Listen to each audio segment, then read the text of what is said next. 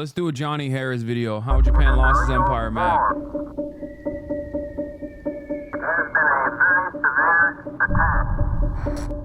This region, the Pacific, recently it's heating up. And now is probably a good time to rewind and remember what this region looked like back when there was a war happening out here on these islands, a war between great powers. Let's start right here, at the end of the 1800s, when Japan is expanding fast.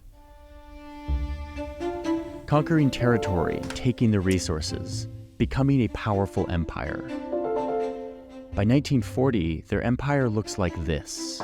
It includes hundreds of remote islands out here in the Pacific, and Japan uses these colonies to extract resources that fed this growing conquest. But they don't have everything they need yet. They still rely on the US for the most vital of resources, oil and metal. Now, the US doesn't necessarily like how aggressive Japan is being in their region, but they tolerate it.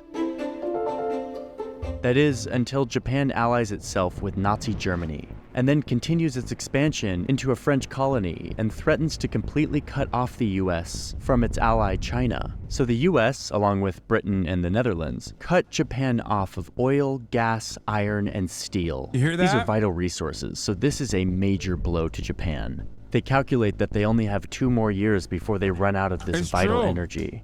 They must act quickly. So they start looking further south, to land that is known to have a lot of oil.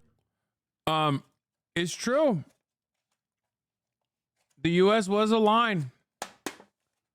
That's not a joke. It was real. There was a moment where even for a brief moment, there were not just nationalist China. There was a brief moment where there could have been an allegiance with even communist China.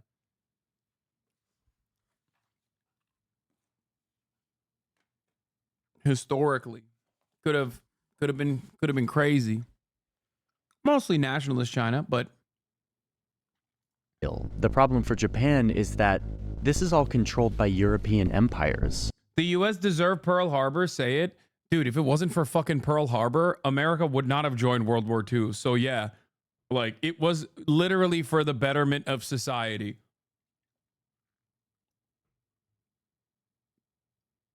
Pearl Harbor low-key kind of fucking kick shit into high gear.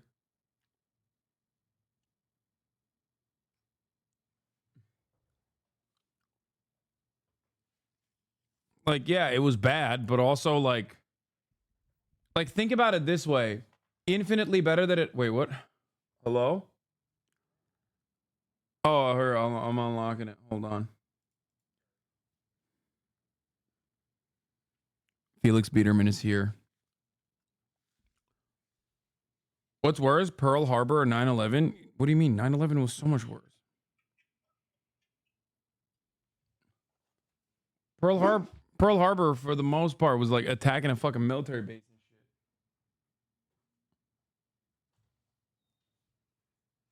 And Pearl Harbor was attacking a military base.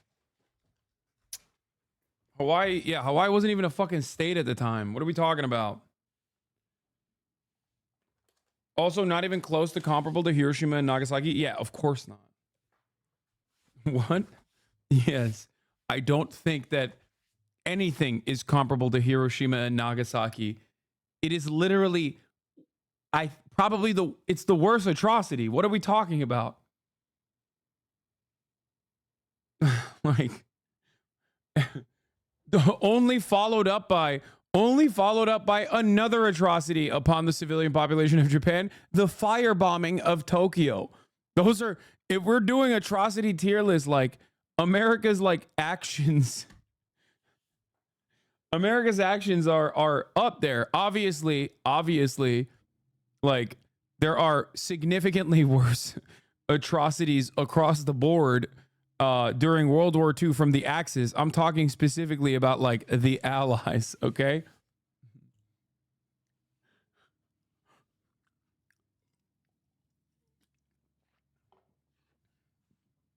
Probably the most singular, efficient atrocity of all time is Hiroshima and Nagasaki, though. Because like we don't have that. You open it.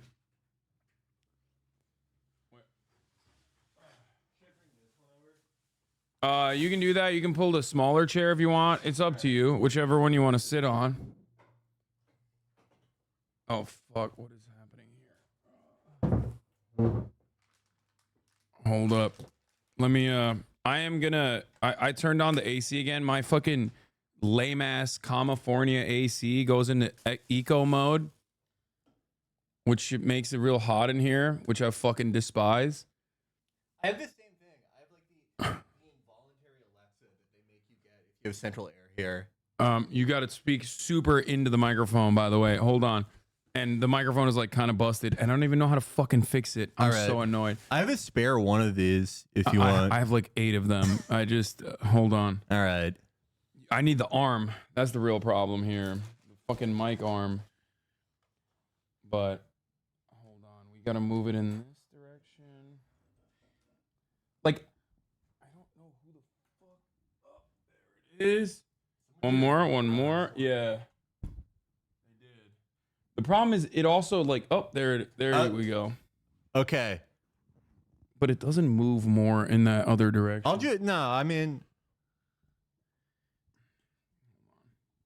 I'm gonna fix it. Ask Felix what his top 5 war crimes in terms of atrocity scale. That's a tough one. So many to choose from, dude. So many good ones. Bro, this is like held together with a vice grip, dude. Look at this. Feel this. Try to unscrew that. Impossible. You need like Baki level grip strength. Did you do it? You can't get enough like purchase on it. You can't grab it enough. He's saying you can't get purchase on it. You can't grab it enough. Felix. No, it's like too awkward. Yeah. Kaya, watch out. Push this over. All right, you're just gonna have to, talk into it in a weird angle. That's fine. This works. I'm cleaning up. Anyway, is it a cable issue? no, it's just like it's just stuck, so I can't move it. So the angle is weird. Anyway, we were literally watching Johnny Harris talk about how Japan lost his empire mapped, but there's a bunch of bangers that I have ready, locked in. Black kid drowns in pool. You won't believe it. Oh no. And also, this is another one. This is another banger. Not hired for being white. Tyler Fisher's discrimination lawsuit. I've talked about it a million times. It's so fucking annoying. Joe Rogan used to be the best show to watch crackpots on. You had Graham Hancock who would come on and be like, the aliens came here 70,000 years ago and they gave us fucking Gulfstream 6s. They give us mushrooms. Yeah, he had the most insane people in the world, and it was terrific. And maybe once every month he would have a guy on who was like, I was a former Navy SEAL and I learned a new way to drink milk. And it was kind of boring, but it was like, okay, that's 9 great episodes, 1 bad one. And now it's only like right-wing media guys. It's like Ben Shapiro. It's not even like, you don't even get Alex Jones most of the time. It's just like a normal Republican guy. No. I was saving this till Felix got here. My account of the day from M HUD. That's not real. No. No. It has to be. No.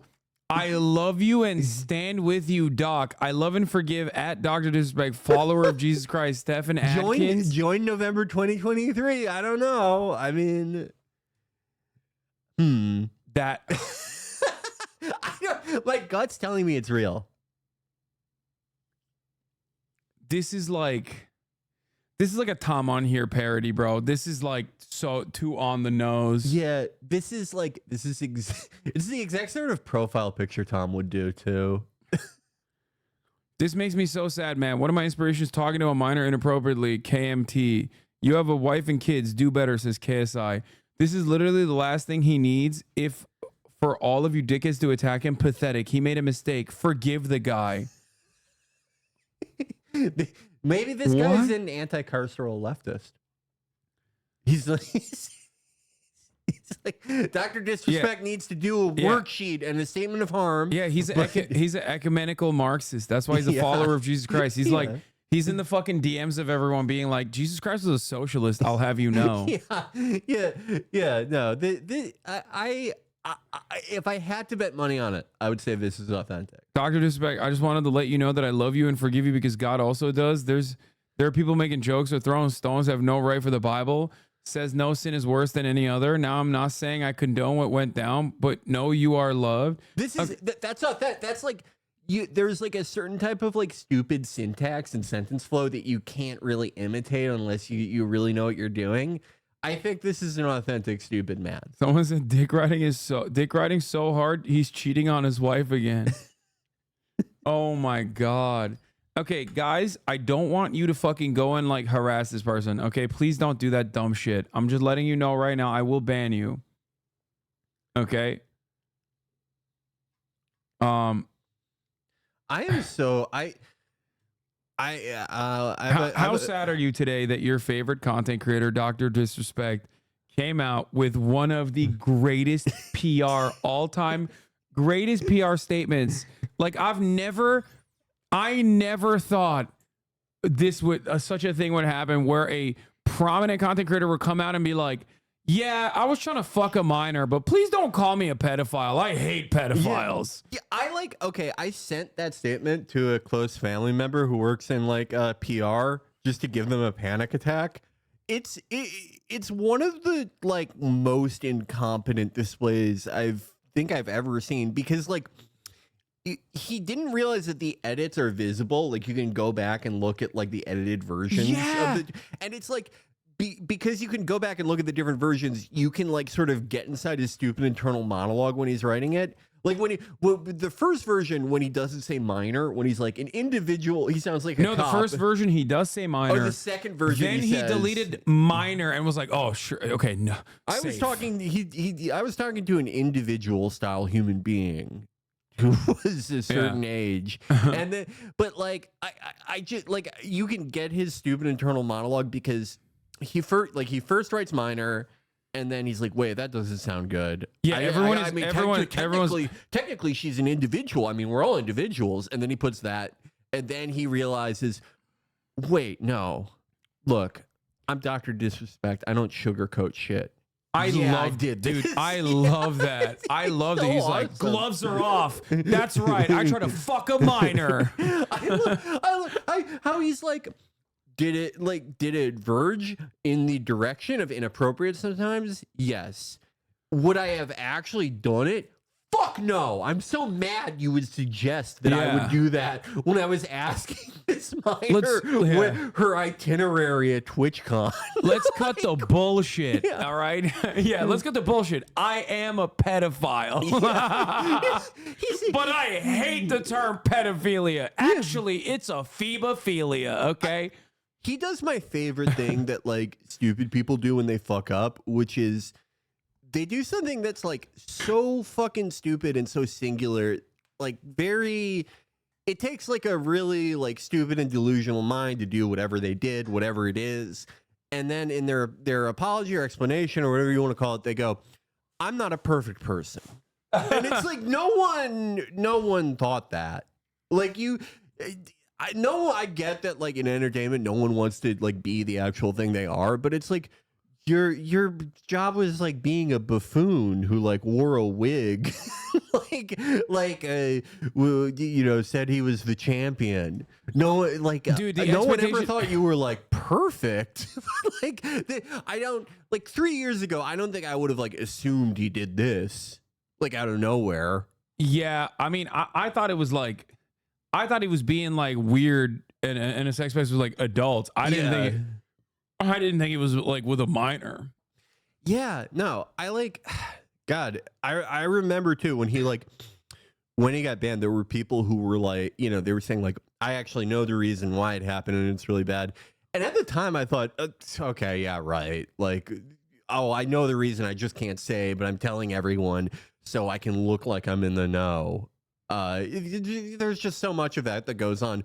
It turns out those people were right. Maybe by accident. But like, Yeah. I like how Nick Merckx and Jim the Junkman got naked to disavow him. Dude, that was the hottest. That was great. That was the hottest sequence of events. That was the fucking move of the summer. Take your shirt off. Definitely don't show your neck. And just like do like the it is the most like car guy type way of filming when you're just like, yeah, just like the worst angle possible. it's like, yeah, it was so sick. It was so sick. I love in the Nick Merckx video how like he's walking around like a sim in his backyard. Yeah. And he's like, oh, look, I'm fucking disgusted. We know this isn't fam. When you're fam, you can't go below a certain age. That's not positive. And then his wife is like, you know, calling to him, and he's like, hold on, honey, I gotta do this. Like, what do you tell your wife in that situation? Hold on, everyone's okay. Remember when they made a Call of Duty guy for me? And then I said all that stuff, and then this like professional buffoon defended me. Well, he did something bad, and I've got to address it. I'll come help you in a minute. Can you tell Felix I think he looks handsome? That's what Bussy Angel said. Bussy Angel thinks you look handsome. Thank you. I'm like, hold on, honey. I'm disavowing my pedophile friend. Give me a sec. Let me clear this up real quick, okay? Yeah, she's like, you know, she's like asking for help for like, you know, one of those wife things. Like, oh, we need to change the living room cushions. You know, like the bullshit furniture accessories that wives love. I need to make another bowl meal. I don't know, that type of stuff. And he's like, I have to address the doctor disrespect situation. I do love like personally all of the fucking weirdos that come crawling out of the woodwork to like defend him though, after he literally verbatim said, yeah, I inappropriately talked to a minor, but I wasn't trying to fuck her or nothing, and I'd never actually end up successfully fucking her. Like, and there's still motherfuckers who are like quartering. You know who that is? Oh my, I love him. I love him. Firm handshakes. Firm handshake, Slick Daddy Club. Me and all the guys who work at ADX Florence fuck with you, Dr. Disrespect. Yeah. We want to see you on joystick. I like the people who like were going, these are like, they have the same brain as Alan Dershowitz, but have like a sub like 8th grade education. And so they're trying to do like torts, but like the dumbest version of it. I saw people going like, he said individual. We don't know if it's a girl, and we don't know if inappropriate means sexual. So like maybe he was talking to a 14-year-old boy and it wasn't sexual. It was just inappropriate in another way. No, he was denying the Holocaust with a 12-year-old boy. There was a fake, better than grooming, dude. There was the fake email going around that like proved all of the accusations were actually completely unsubstantiated. after he had said he was talking to a minor, and the email conveniently was saying like, the truth is out there. Dr. Disrespect was talking to a 17-year-old boy about SEO marketing. That's really inappropriate. But Twitch chatters, Twitch moderators wanted him banned for any reason. And it's like the absolute dumbest fucking guys you've ever met in your life being like, see, this raises a lot of questions that Dr. Disrespect answered, by the way. Yeah, it's like I can't, it's hard to get inside anyone's thought process. I don't really know what his was. Again, like, I think it may have been something like generally along the lines of like, you know, I'm Dr. Disrespect. I don't sugarcoat things. I mean, that's what he said. But like, if I just fucking take this head on, everyone's gonna respect it. Yeah, but I don't. Like, he did it in such a way, like that. Like his dumbest fans trying to do like black cube shit doesn't work. It's like the dumbest fans doing that, and then also like the absolute worst, like out and about defenders of pedophilia coming out and just like trying to get a couple of the dumbest fans on their side, I guess, like Sneeko and shit.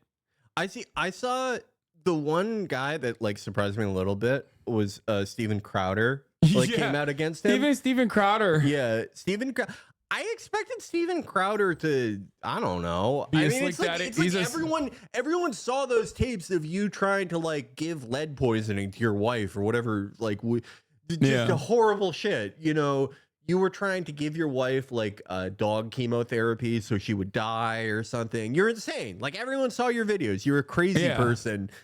But he did come out against it. And I think he's the only big name conservative guy who like did who like fully but he was engagement farming. He's been engagement farming a lot lately since the tapes. Dude, I haven't been seeing anything of Crowder. I feel like he fucking fell off unimaginably, dude. Fucked up the $50 million bag so publicly, got owned by like the worst losers. Like the most annoying losers on the conservative. Jeremy Boring. Yeah, Jeremy Boring owned you, dude. That's like, you can't come back from that. Yeah. And then like even fucking Tim Pool couldn't like rehabilitate his image because he was like trying to do the whole like, well, let's listen to what he has to say.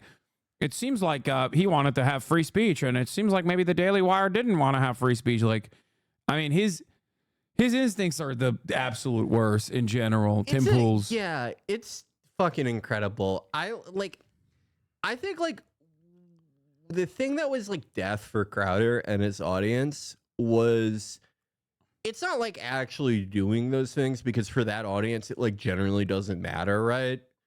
But it's more so that like he was talking to his wife like how he talks on his show.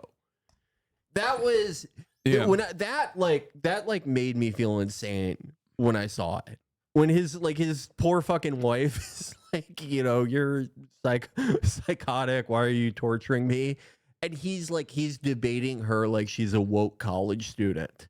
Yeah. And he has the same like annoying intonation he Change has my on mind. video. Yeah. You need to go get the dog medicine. Change my mind. Words have meaning or they don't. I'm going to kill myself because you don't love me. It's such a like just a bad confluence of personality types. I think that was the end for him. There's just you can't come back from that. Yeah.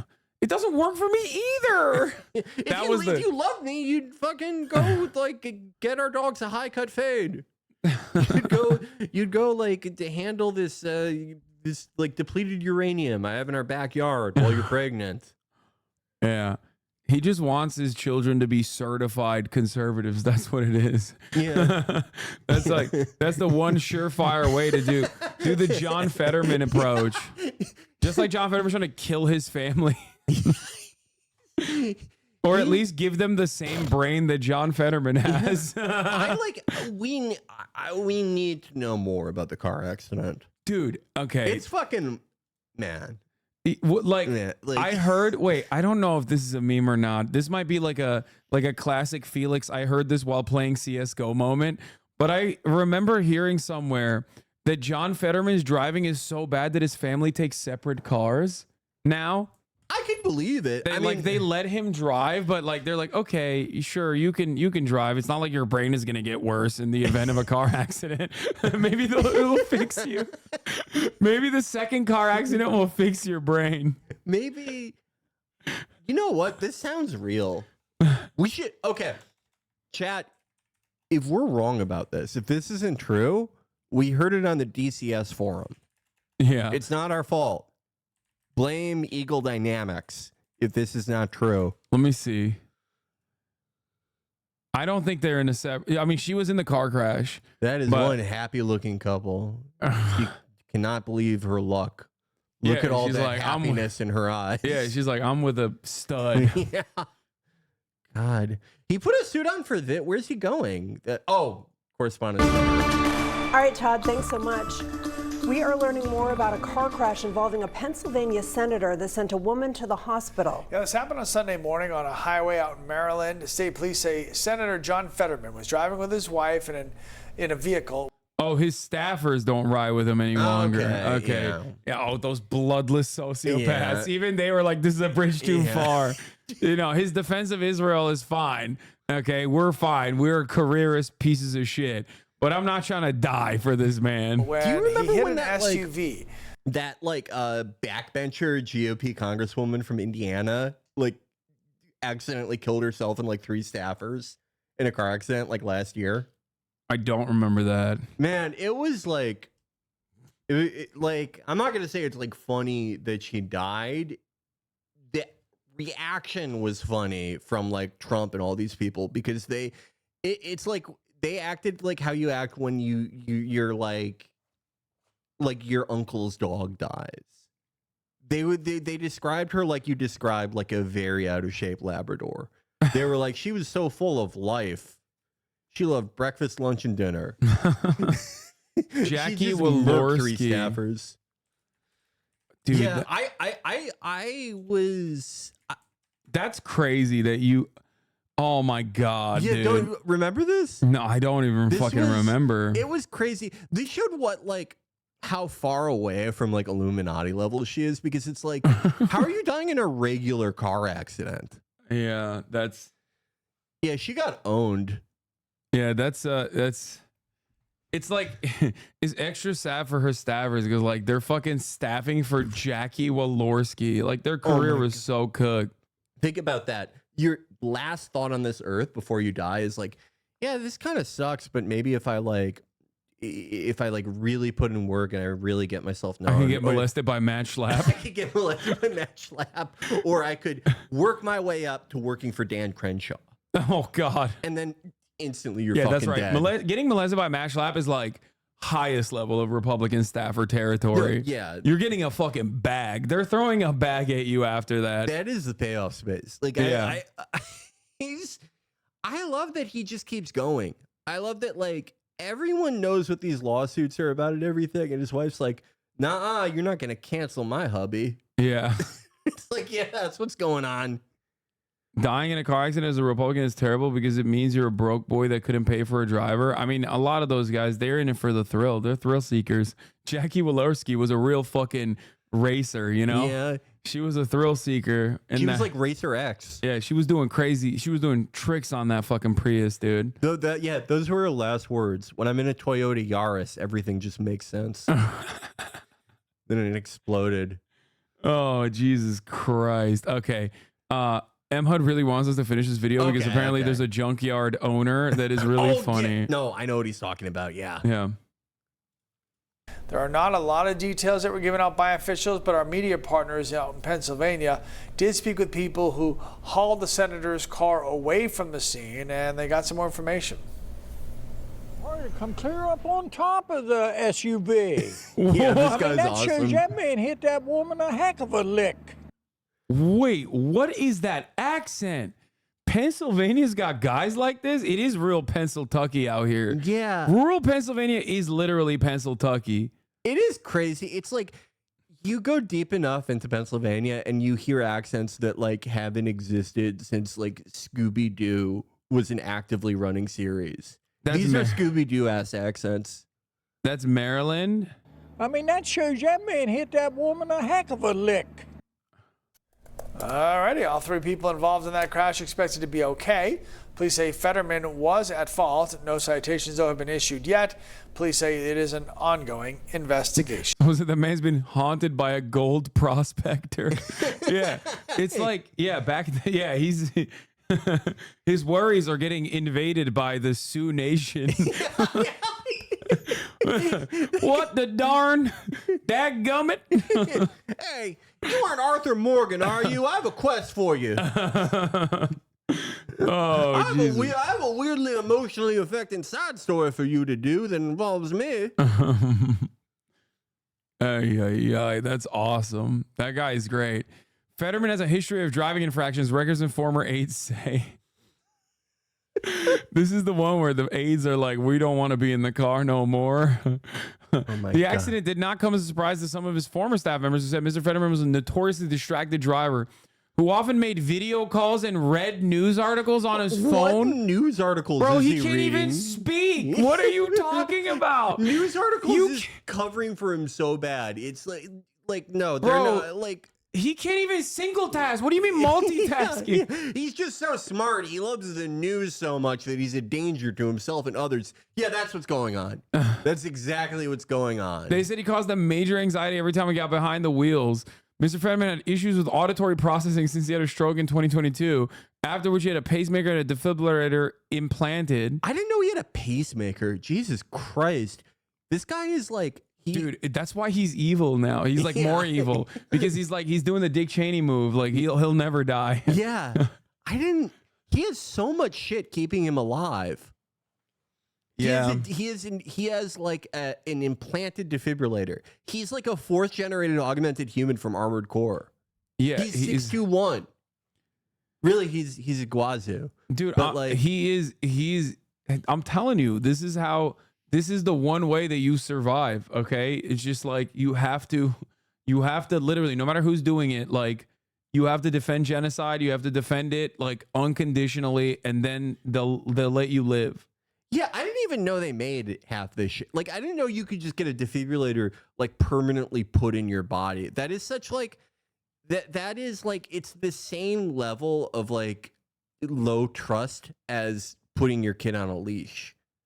It's like one way or the other, we know your heart's gonna stop, so we're just putting the defibrillator like inside your body. It makes sense though. That's why he has to defend Israel. If he doesn't, they shut it off. Yeah. They're like, oh yeah, dude, click. Yeah. They could just open Find My Phone and like just play a sound that echoes out of his mouth whenever they can't find him. That's crazy. He has so much technology. POV, you're a 62-year-old lady trying to get home in PA, driving on the highway in front of John Fetterman. Oh, dude, he's just taking him out. Maybe the old lady was not sufficiently pro-Israel. Have you guys considered that? He's out here. He's the strongest warrior that Israel has.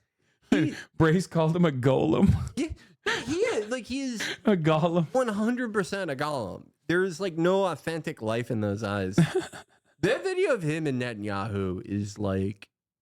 He's like, Israel is great. I love Israel. It's my favorite. It just, like, if I was a guy from, like, South Dakota or something, right?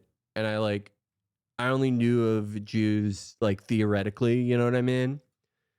And I saw that video, I would probably, the next day... I'm like going on LinkedIn and starting to become Hitler too. BB's making him hold his hands in the same way. Look, yeah, dude, that's like, dude, seriously, like, it's just like, I've been talking about this a lot, but it is like so, like Israel is personally looking at the fucking blood libel list and going like checking it off single like point by point at this point, like.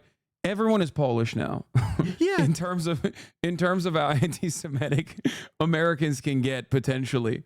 Yeah. Like I don't know what to say about this. Yeah, it just like looks so bad. It's like, okay, here's the evil president of Israel with this stupid like semi-conscious like white golem basically. It's just so optically bad. I mean, it's yeah. Like, if I'm a white guy in Arkansas, okay, and I don't know anything about anything, I see like a dude that looks like one of mine held captive by the fucking evil Jewish prime minister. I'm gonna be like, what the fuck is going on here? Exactly. He even got the Carhartt on. If I was a fucking Idaho guy or a Dakotan or any of those, I see this, I'm like, oh my God. The Jews are making us into pets. Let's go to Dick's Sporting Goods and start the Fifth Reich. It literally takes like one of those like those like fucking Goyim Defender accounts or whatever to just like post that classic Nokia Motorola Razr phone clip of the Kahanis in like literally New Jersey or whatever, being like, yeah, we're gonna make all the Goyim our slaves, and then it's over, off to the fucking races. You're permanently anti-Semitic from that point on. There's just like no coming back from this. This is like being spanked a certain way as a kid, and now you have to like be put into a PVC box and farted on. It's the same thing. It implants into your psyche. It's just, oh God, it's the shame. And during that time, I can say that Israel has had no better friend than Senator John Fetterman. Senator, welcome to Israel. I want to thank you for your your courageous statements that show What the more fuck is clarity- Fetterman doing with his hand? Is he trying to do the merchant pose? He's like, oh, they like that. Oh, that's an ancient hand move their people do, and I love it. Why is he in Israel? Like, what the fuck is Yeah. happening? It's just, like they're not even like giving him like a medal. They're not. I don't know what awards Israel Bro, has. look who's calling right now. My God. Uh-oh. Bro. Wait, I'm live right now with Felix. And they can hear you. Yeah. And also, where's Taft's, bro? Where is the episode? That's what I'm calling you about. I'm working on the edit right now, and I was wondering if you wanted to see a string out before we post it, or if it's just chill to No, just post whatever. I don't care. I trust you. Okay, cool. We have like 6 going on at once right now. It's kind of a mess, but Okay. They can hear you, by the way. Everyone can. who's them?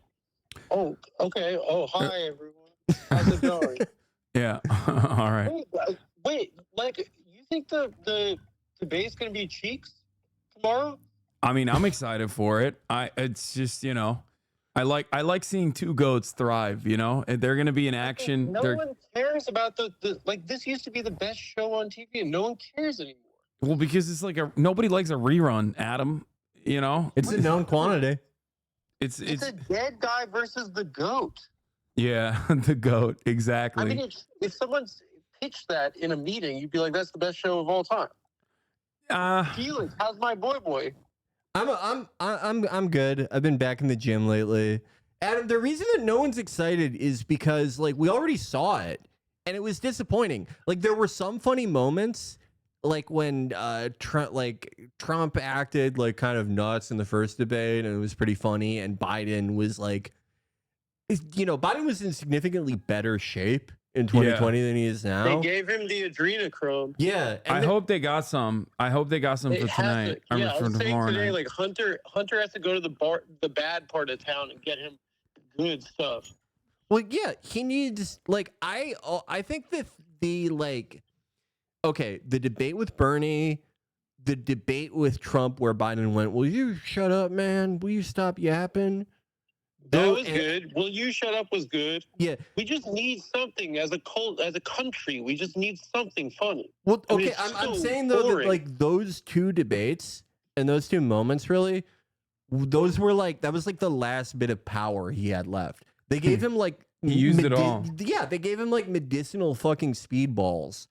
And that was like the last he had. So what's he gonna do? It's like, is he gonna just stand there? Yeah, he's gonna stand there and he's gonna say, "You did January 6th." Oh God! And he's gonna call him President Trump like he did on January 6th. And oh no! Like I cannot. We need to get the writers in there. We need the Lampoon guys.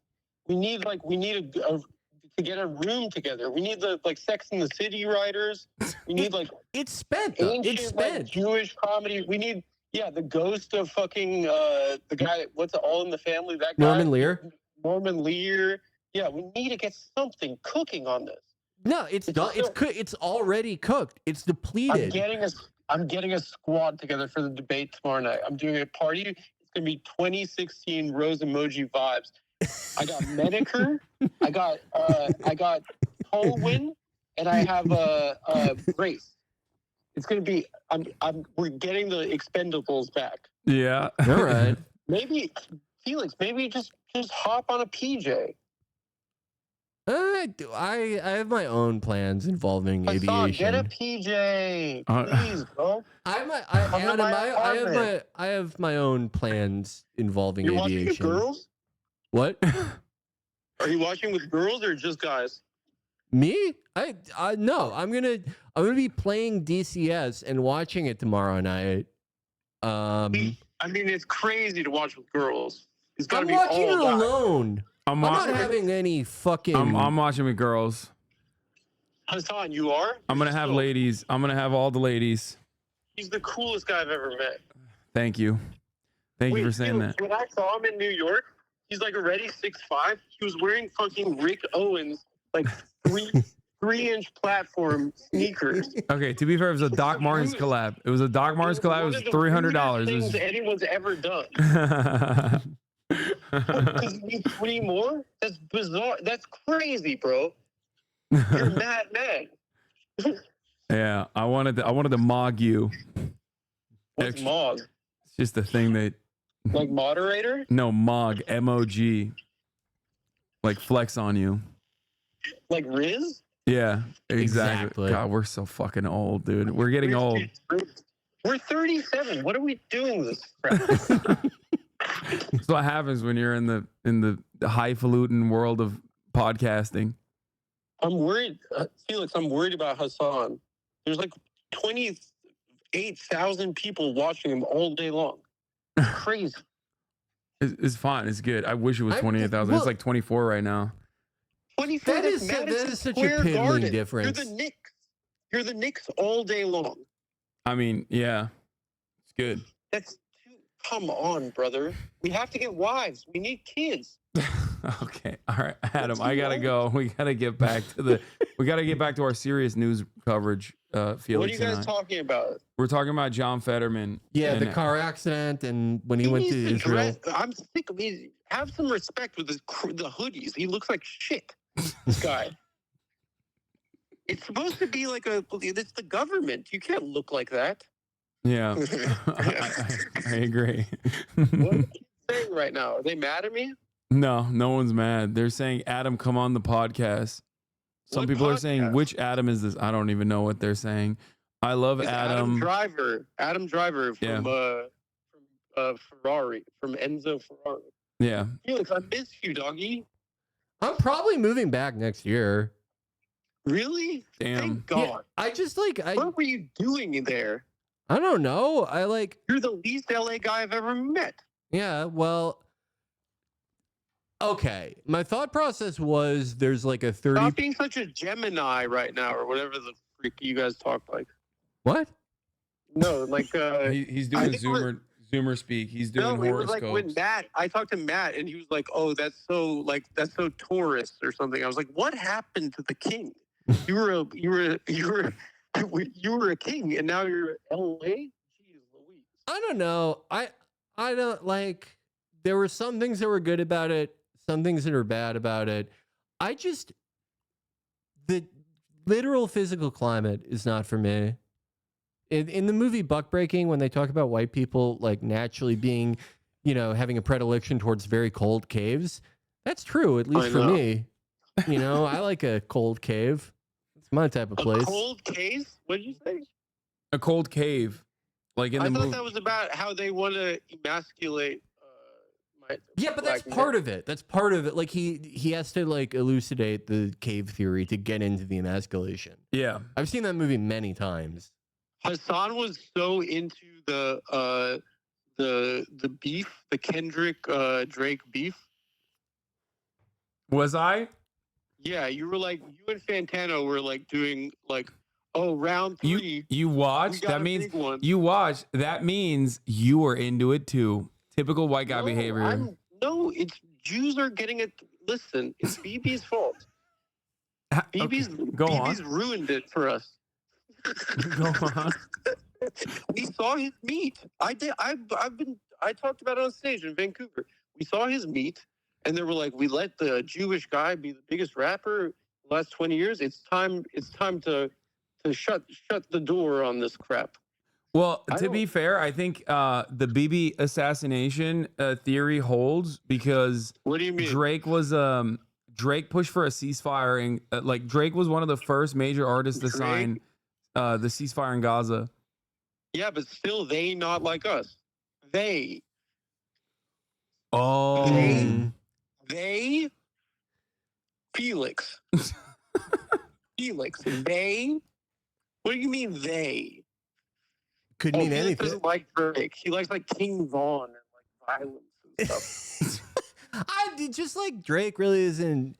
It's not for me. What do you mean? But like, what has a girl ever said? Put on that new Kendrick Lamar. I don't. Probably not. It'd probably have to be one of those girls that wears one of those fun when Drake floppy is playing. hats with People a have fun small when bill. Drake is playing. What's wrong with that? I don't think there's anything wrong with that. I just listen to different type of music. Yeah, but it's just like, what is it? Who cares about it? He switched up the flow 3 times on the 4th round. And shut up! Like, What are you it's so talking He was about about? What the fuck are you talking about? He was about to make fun of me. He was about to make fun of me for caring too much about this, but he definitely is invested. Yeah. Me? Yeah. What, Well, I'm invested. what I'm invested backpacker in shit are you talking about? No, it's the cracker shit is liking. Oh, pardon my French. First of all, for saying that. I'm gonna get banned. Second of all, we know Hasan loves it. That there's a lot of history in that word, and it's very no. No, it's just like it's too aggressive. The whole thing. It's not. It's unpleasant. Yeah, why can't they make a rap song about loving one another? Well, isn't that what J. Cole did? J. Cole made a song where he's like, everyone's He's terrific. so fun. Wait, can I drop some an exclusive that I heard when I was in Atlanta? Okay. All right. Okay. I went to whatever. Sorry, I went to Magic City. I just had to, like whatever. The first 6 songs they had the word Magic City in it, which it was so amazing there. But I was talking to a girl that worked there, and I said, "Who's the worst?" I was like, "What's Drake like?" And she said, "He's the best. I work every Drake night. He's like not a creep to anyone." And I was like, "What's Future like?" She's like, Yeah, because they're "Also the adults. best." And she was like, "Also the best. He's like not weird. He like compensates the girls really like well." That makes I was like, sense. "Who's the worst?" I said, "Who's the worst?" And she said, "By far, J. Cole." And I was like, "I love that." She don't want to be saved. She don't want to be saved. I mean, I could see J. Cole trying to push them to go back to community college. Taking a dancer aside and being like, why don't you get an associate's degree in fire science? And then you can be the girl who works at a desk at a fire station. You don't have to degrade yourself anymore. Why would you drop out of dental hygiene? Yeah. I'm here to save you. He probably does the equivalent. He probably does the thing, like a version of that thing where like Christians will tip you with a Bible verse. He probably does. Yes. He does that with like Rich Dad Poor Dad. He's like, let me send you a Kindle. He like makes that. He talks about Tuesdays with Maury to the girls at Magic. Yeah, no, that really does check out to me. Isn't this is fun, Hasan? And you don't need 24,000 people listening to this. It could just be the 3 of us hanging out, no phones, living in the moment, and just no girl, Just guy shit. just guys. Girls do ruin the hangout. Yeah. No, I love you boys. This is so nice. It feels like hanging out, but I know I'm on the phone, and I know that creeps are jerking off to it on Twitch right now. There's definitely a couple people jerking off at least. Oh my I would god! think it's like so maybe stressful. passively, like they're jerking off and this happens to be on. Yeah, in the background. Yeah. I think people are mad at me. Oh, say. They're just Oh they're my just God, doing I they're shouldn't spamming the say emote that. caught because we said No, I said I did a bit about how like I was like crying because because you know how the war, we were all watching the war and it got overwhelming. I cried and my girlfriend was like, "What's wrong?" And I said, like they could like Hezbollah could get involved. My girlfriend was like, "Oh, that's just a little guy," and now people think I'm pro-Israel. So now, I'm just looking at this right now. This is a developing story. yeah, it's the little guy Hezbollah Yeah. is gonna get involved. She legitimately thought I was crying because I didn't want Hezbollah to go to the war. Girls are so funny. All right, Adam, we got to get back to our serious news coverage. Wait, tell them that this isn't a pro-Israel joke. Adam is No, pro-Israel. Probably all the guys listening right now. Yeah, Adam is pro-Israel, chat, No, shut up. as you guys know, Shut up. famously. Whatever, dude. Shut Yeah, up. I don't know if you guys know this, but yeah, no, Taps is BDS. We're doing BDS to the Adam Friedland show. No, I'm not. I'm a live and let live Christian. What are you talking about? All right, I love you guys. Bye. All right, bye. Bye. Tell them that I'm a good guy, please. Okay, I'm gonna There's tell more them. guys probably writing this. Oh my God, dual loyalty? I'm not dual loyalty. I'm an American. All right, bye, Adam. Bye. That was Adam Friedland of the Adam Friedland Show. That is John Fetterman's new legislative director. Yeah. One Mr. Adam Friedland. And he will get in the car. He's not afraid. Yeah. That pro-Israel joke made me feel real uncomfortable jerking off. Is that why you can type again at least? Have you talked about the recent Bolivia coup? Yes, I did. I did talk about it, and it ended before I could even get to it. That was a pathetic coup attempt. Yeah, that was really that was bad. so bad. I don't even think it was the CIA at this point. Yeah. Unless the CIA is like in filth, like DEI woke CIA. Genuinely fucking ruined. They fell off. It could be like when they had their C team on the Turkey coup. It could be the same thing. I don't know how, like, if they did this, if you're a CIA guy and you have a coup attempt that doesn't even get a Wikipedia page, which, like, this one shouldn't. Well, the other one not is get a Wikipedia page. like the one in fucking Congo.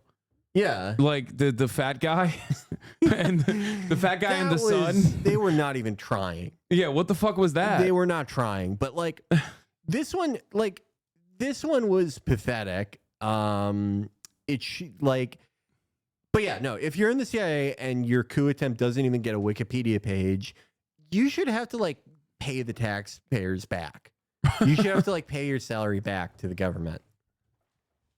Yeah. That's humiliating. Venezuela was pretty bad too. Like they just have so many flubs. Yeah. Dude, no disrespect to my goat Chris Murphy, but he was right when he said we're trying to do a soft coup in Venezuela and Trump ruined it. But it's like okay, well Trump's not there anymore and like this was just as bad. I don't think he's the problem. Yeah. No, yeah. We've had a lot of blown ones. Yeah, so this should not get its own page. This is way too bullshit. It's not happening. No. Wikipedians assemble. Get rid of that. Hi, CIA guy here. Was too busy jerking in and leaking the Fetterman defibrillator codes. I can't say that word. Can't multitask. Okay. Anyway, so yeah, John Fetterman. Oh, dude, this is funny. Dr. Disrespect fans are throwing away their doc costumes. I don't feel like you should tell the world that you had that. Oh man, dude. Fuck off. Man. No. Do you ever feel like you like know a lot about a person instantly just from seeing like the placement of the dumpster in their living complex? Or like even just, their voice. Yeah, their voice, their affect. This is like, man, this guy must be exhausting. Yeah. I don't like what. Okay, if you were a Dr. Disrespect fan before, yesterday or so, what was the utility of you having all that stuff? Halloween. Like how? Okay, if you go out, Bro, if you're that much of a Dr. Disrespect fan, you're already divorced, so it's not like you're getting pussy, so you just gave up. But I just like, okay, for like, I guess I can see like for Halloween someone being like, oh, I'm Sons of Anarchy, I'm the fucking Matrix, right? Like it's a little embarrassing to be an adult and be like, my Halloween costume is someone cool, someone who I wish I was. I'm Darth Vader, but. At least if it's in like an established intellectual property, I do kind of get it. When you're like, I'm Dr. Disrespect for Halloween in like, Nashville, which is where I'm presuming all of this happens. Who's going to see that and be like, oh, it's Dr. Disrespect? Like, I know he was very successful, but just like going out on the street on Halloween in like any major American city, how many people in the like 28 to 35 age range are going to be like, hey, that's the doc? I don't think that many. Wait. I think it's a bad costume. Well, there you go. Heel Mike. Remember the pedophile guy? Well, yeah, he's got to distance himself now. Yeah, he's like he's throwing his fucking Dr. Disrespect costume out. He's like, oh man. Oh my God. Not on my watch, okay? Only I get to do that. Yeah. Yeah, that makes sense. Has he said anything about it, or are they like? He's in Costa Rica with the doc. That's what he's doing. Oh man, It's so mean to make a woman dress up like Guy Beam. That's like, it's not as obviously not as bad as the other stuff that this guy's done, but it's pretty bad. You know, that should be a new law. Oh, this was awesome. Brianna Wu had a take on this. This was fire. Yeah. I feel like this situation is a lose-lose because no one can see the logs to make any judgment on how inappropriate what he said was. So everyone is just going to go with what they want to believe. So all it's going to do is make everyone dig in. What does that mean? Like, she is such a brilliant mind. I love when the person who's like supposedly working at Rebellion PAC, which is supposed to like unseat centrist Democrats and put like progressive Democrats that aren't in the pocket of like mega corporations and lobbyists, is openly celebrating Jamal Bowman getting fucking absolutely destroyed by AIPAC with like a $20 million primary race. So sick. I mean, like, what PAC she works there, you know, neither here nor there for me, because, you know, I've explained how I see her in this world, you know, like, you could tell me she worked anywhere and that wouldn't change it. Oh, Brianna Wu works for, I don't know, the particle colliding people. She works for that laboratory in Illinois. Doesn't matter. She's still a crazy person. It's more so, it just like, what does she mean by like, this is going to make people dig in more? Is she saying that like the doctor disrespect like pedophilia issues too polarizing?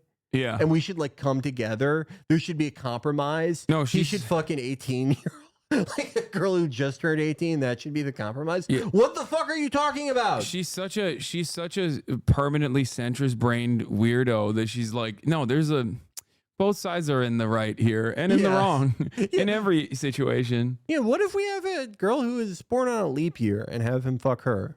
Yeah. Then everyone can get along. What new doc tweet? I doubt it. Okay, dude. All right. Yeah. It's like stale. It's stale. Like Dr. Disrespect is Jeffrey Epstein is like, it's like stale. Oh my God, we're memeing here, dude. Me and all the I'm serious. 43-year-old memers. I'm serious. I think it's like the new internet shit, but like we just burn through shit so fast. When you got cool stuff like this, we want to deeply thank His Majesty King Charles III for his birthday wish to Hello Kitty on our 50th anniversary during their visit to their Majesties Emperor Naruhito and Empress Masako. Did you see this? No. It has been a pleasure to learn of the British stories behind certain Japanese cultural icons. Perhaps he visited the Japan. One particular individual who turns 50 this year, raised in a London suburb with her twin sister, a self-made entrepreneur worth billions of dollars, and a UNICEF children's ambassador on top of all that. So I can only wish a very happy birthday to Hello Kitty. America fucking owned Japan so hard. Like, you have the emperor who's supposed to be like God's representative on Earth. Yeah. And we're like, you could still have him, but he has to like accept congratulations and birthdays for like cartoon characters. What if we made the president do that? By our second string island that we sent over there. It's not even like we sent fucking Rahm Emanuel there. Dude. Yeah, that's how little we think of Japan. We're like, yeah, whatever. Fucking. When they sent Rahm Emanuel over there, I was like, they should do the plot of Splinter Cell Chaos Theory. They should like start a war and remilitarize. Like, I'm not in support of that, but like, for sending Rahm Emanuel over there, kinda, like maybe. This is just, I don't know. I shouldn't feel bad for the Emperor of Japan. I know, but it's just like, I would feel like a fucking asshole. You know that thing of like, I got into this way too late. I screwed my timing up in life. That's how he has to feel. I could have been born in like 1620 and forcing people to kill themselves. All this cool shit. And now I'm presiding over Hello Kitty's birthday. Yeah. It's tough. It's a tough life. The might of the Japanese Empire. It's fallen. You've seen this already. Yeah. God damn How do you feel about this? This is fucking worse than Mr. Burcham. dude, This is really fucking bad. It also doesn't make any sense. Like it just, it's even more nonsensical, but I kind of like it. It has more of a Brickleberry art style than Mr. Bircham. And it has like, it sort of has Brickleberry's tonality more so. It's very, oh my God. Sorry for the hole in your wall. Good job triggering all these liberals in the replies. Trust me, no one is triggered by this. I punched a hole in my wall from anger. Sorry for the hole in your wall. This account admin is like days away from death. This is a 93-year-old social media manager. Bro, they got, what do you mean? They got fucking Larry Elder. They got Larry Elder, yeah. What? Larry Elder's in this? Oh my God. Let me fucking drop everything. I love how like in all these like new conservative adult animation shows, they always give like the anti-woke hero like a black best friend. Yeah. Because it's just like the pervasive fantasy of like a black guy thinking you're cool. Yeah. It's like every stupid American wants that. Well, that, and then they also reveal like why he's there to begin with, which is like the woke guy is like, but you're black. Non-binary? How do you know that word? I learned it in school. That's why I'm locked up. Norm, the judge agreed to. Yeah, he showed his dick at his school. That's why he's locked up.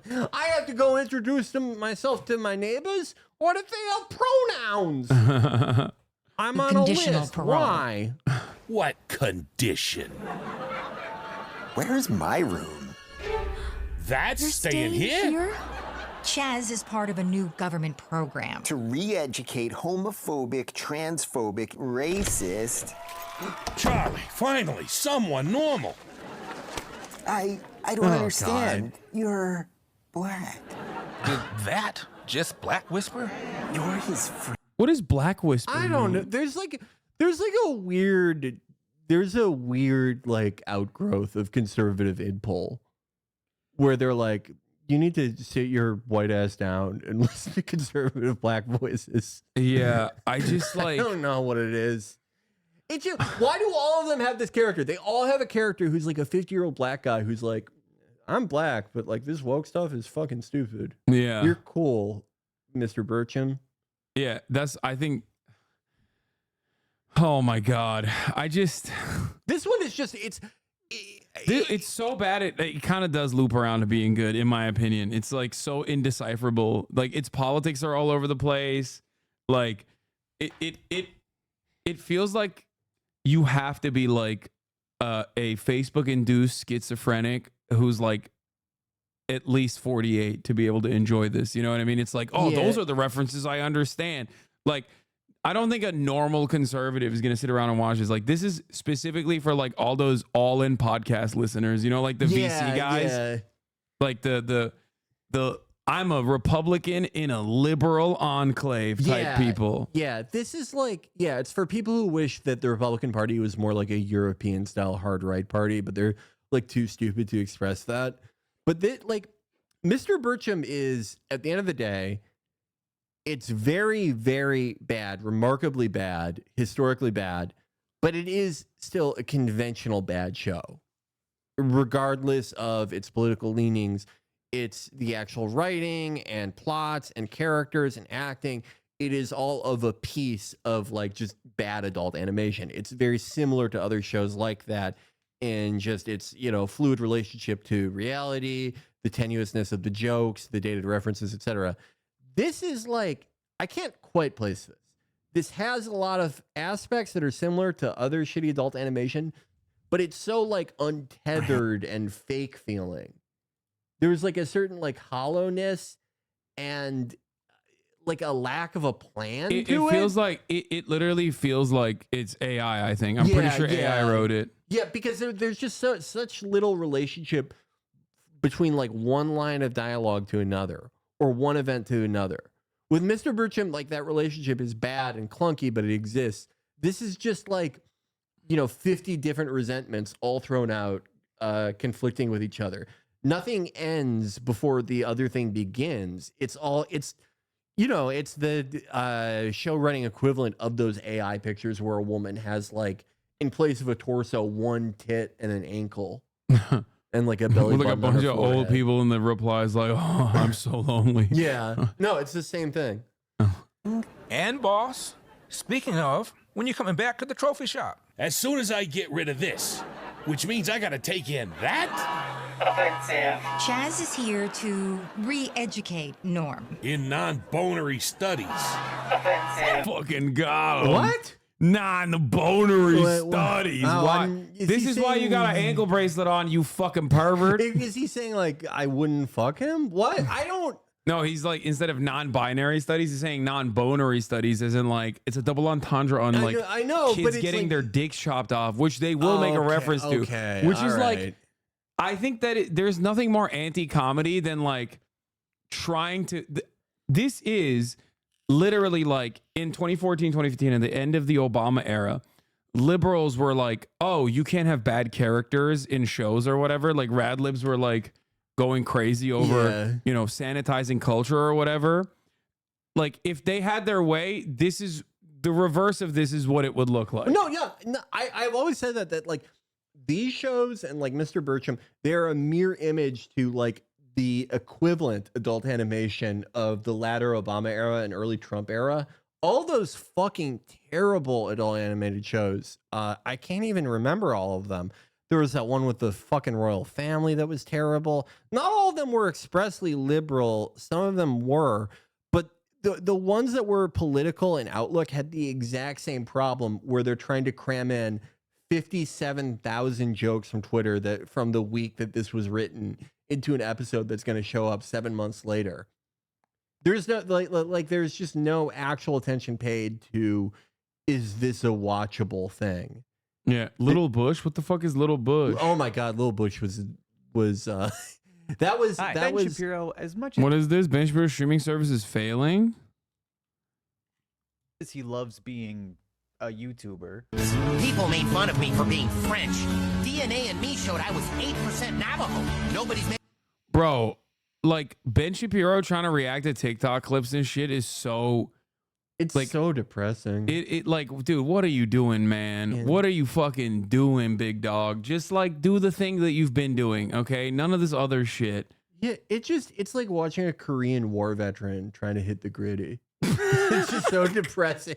It's like, can you just like do your normal thing? Like say that like any criticism of Israel is like anti-Semitic. Yeah. You can play the violin. Yeah, don't do this. Stop doing this, dude. Yeah, you're supposed You're to be not like that the type of guy. intellectual. Yeah, you're not a funny guy. Don't try to be a funny guy, okay? Making fun of me now or my people who are victims. I'm 13% victim. Is he doing a try not to laugh challenge? Order now and find out if your friends should be more. Oh, that's so Ugh, gross. that It's gross. sucks, Seeing him dude. laugh is gross. It just like it triggers a fight or flight response in me. I hate how like gradual it is, where he's like, I can feel some mirth rising. All right, now we're laughing. More sympathetic towards you. DNA and me. Are you in? Hell f***ing yeah, that is true. Has always aspired for greater things. Believe it or not, his life Brilliant. goal has Content. not been reacting I'm to woke oh my TikTok God. compilation episode 700. Learning how to Despite do having gone content. to USC for political science and Harvard Law, his true passion has always seemed to be in creative writing. He's written multiple novels as well as political books. Oh, you read his Yeah, novels. we read True Allegiance. His novels are fucking awesome. They are like the hadiths for like boomer neoconservatism. Like all the plots of all his novels are like it will always open in like Tehran, and there will be like a mullah who's like, thank you for meeting with me, the head of the cartel. Together we can work together to blame Jews for our own failures. Let's put a nuke on an airplane. Yeah, hell yeah. Like the manifesto on how porn is destroying society that he wrote in 2003. Walk into any high school in the United States and you can see teenagers, black, white, Hispanic, whatever, in baggy pants doing the pimp role. They imitate the dress style and the bad grammar, using phrases like faux shizzle, my nizzle. The common high school greeting is sup, Talking about Aaron biatch. Rupar. Or dude, yes. Yeah. Oh my God. That I was gonna say crazy. Jake. I was gonna say Jake Tapper. Oh my God, I forgot about the Jake Tapper one. Yes. Does chat know about the Jake Tapper thing? I have shown it way back in the day, but I think it bears repeating. The Aaron Rupar one is like unearthed recently, though. Yeah. Isaac Breen brought it up. Let's see if we have like brain rotted. Do we have enough brain rotted chatters in here to fucking figure out exactly what we're talking about? Does anyone know what we're talking about? Aaron Rupar apparently wrote for like, what was it, like a Minnesota paper or something? Minnesota City paper. I think someone replied to Izzy. Izzy posted it like on his TL. What's his username again? His actual @ let me check. The good old City papers? Yeah, no, This was... Oh, okay. Well, first someone immediately found the Jake Tapper article. Oh, yeah. Well, this one's a classic. We've read this is the one. This is the one, yeah. I was shocked, so I looked it up, and it's 100% true. Aaron Rupar did compare the name of a recently shot 5-year-old child to a synonym for the N-word. The latter lyrics stem from the coverage of the fatal June shooting of 5-year-old... I'm not even going to say it now, George in North Minneapolis. Amid the many reports in the days after the summer's most disheartening local tragedy, City Page's staff writer Aaron Rupar dropped in a reference to being Snoop Dogg propagated slang for the N-word. Rupar later wrote an apology, but Ali and other activists still fault editors for backing out of a public discussion of the incident on the north side. It just, like, Aaron Rupar was probably like 39 when he did that. Like, he's an older man. Man, I love it. I love Aaron. Wait, it's in the replies of this, but I can't find it.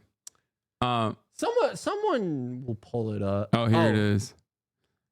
Yeah, I have seen this. On his Facebook profile, Niz describes himself as, I go to school and I work all the time. I'm an executive producer, CEO, artist, father, gangsta, and a gentleman. The Pie Press reports that he's a rapper performing under the name Business. Perhaps one of his urban rappers inspired him to name his now deceased son Nizzle. According to Urban Dictionary, Nizzle is Snoop Dogg's favorite way of saying, Jesus Christ. That's like... The entire article is like pretty bad. Nizzle Banks' father, Niz, beat up his girlfriend's 2-year-old after boy wet his pants. Yeah, it's weird. But you know, this takes the cake. Gang banging in media land. It's insane that Jake Tapper wasn't like deported after this. Yeah. Not because it's offensive, but just like, I mean, if you haven't seen this, you'll see. This is some of the worst use of language ever. This was for Salon. Listen, to be fair, it's 2003. Okay. There was funny. There's a lot of heat. You know, people are. 2003 is a wild time, but people were still making good content in 2003. I want to iterate. Not everything was like this. Okay. There was funny stuff in 2003. Yeah, woke culture killed this. And that's it. What I'm talking about is this. This is the funny stuff in 2003. This article. Look how good this shit is. This is the full image. It's so fucking bad. Like, I would give anything to hear his demands to the art department. Make them wear baggy pants and hip-hop chains. The New Republic busts a cap in the New York Times backside for hoeing out on Iraq. It gets way worse. This is whack, yo, said Peter P. Biddy Beinart, the much-feared editor of the New Republic, as he slammed that morning's New York Times down onto his desk. Whack. True dat, affirmed executive editor Snoop Kitty Orr. Kicking it old school in DuPont Circle. Ice skim venti latte in hand. Colinzio been acting janky. One day it's all inspectors, UN disarmament. Then she busts a CK and disarmament is just an option. Dizam. Fuck me, dude. I've read this before. We've read it on the show, and just every time it's so physically harmful to me. I fucking hate this so much. If America was not a white supremacist nation inherently, Jake Tapper would have been exiled for this, okay? Yeah. They needed to banish him to an island, like a faraway island. Yeah, not even for like... How are you going to look at this and say re-education camps are not good? Yeah, like, I'm against like hate speech laws because of like what they would be in practice in America, but it's like we need something for like this. I don't know if like it would be persecution under hate speech laws or like crime against language or just what, but like you should have to like you should have to go to one of those prisons where you break one big rock into smaller rocks for like 10 years. Yes. If you fucking write this shit. Dizam! Has anyone in history ever fucking said Dizam? This is so much worse than saying like jive turkey. Yeah. That's how black people speak. Yeah, like what the first time I read this, that's what I thought it was gonna be. Like it would just be dated, but it just like no, he's just like wholesale. Yeah, no, he's just making up shit. Yeah. He's like, here's what they sound like to me. This is like you are like you have surgically removed yourself from proximity to blackness and black people in general so far that like you have never even encountered a black person by accident. That's the only way you can write an article like this. It's just like, is he capable of like internal monologue? Can he like use his mind's eye to imagine someone saying these things and then be like, oh wait, now that I envision it, this sounds idiotic. Like no one would ever say it. This is how like a dog would write. From the corner boomed the voice of literary editor LW Cool L, former mixmaster of JWA. Fuck. His lovely young bride on his lap, a draft of Kaddish 2. This time it's personal by his side. Is this time it's personal a rap thing? Like you fucking idiot. He can't even maintain the conceit of the article. This is somehow worse than Steven Crowder doing Chris Tucker as like every black person as a substitute for Chris Tucker voices. Like whether it's Morgan Freeman or Barack Obama, he has only one voice. Yeah. This is like that, but worse. It's like it's so bad because like the conceit already fucking sucks.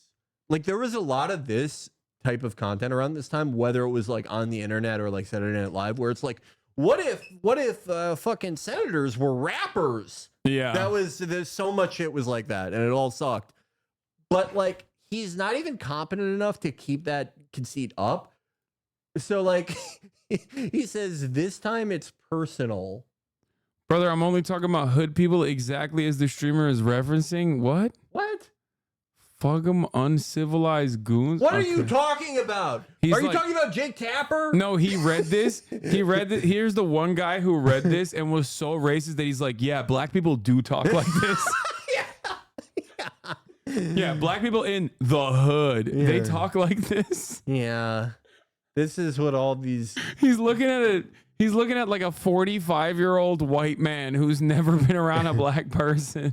And he's like, yeah, he knows. Hotch. Yeah. Sneered Snoop. How you want to carry it, Nom saying? He asked. I mean, what is with these homies dissing my pearl? Why do the old gray lady got a front? B Hatch sneered Snoop Kitty. Does he just think that like... Bro, I'm telling you, like, it's not as bad as just straight up writing the N-word, but like it's close. It's like close. It's close. It's like a similar amount of bad taste. You're taking the long way home in basically saying the N-word at this point. We're coming up on one of the worst sentences of all time. From the doorway strode the impressive silhouette of senior editor Lil Coddle in full bling bling. Like, that's bad. That's not the one I'm talking. What up, shorty? Asked Snoop Kitty, her B Hatch. But little Coddle was serious.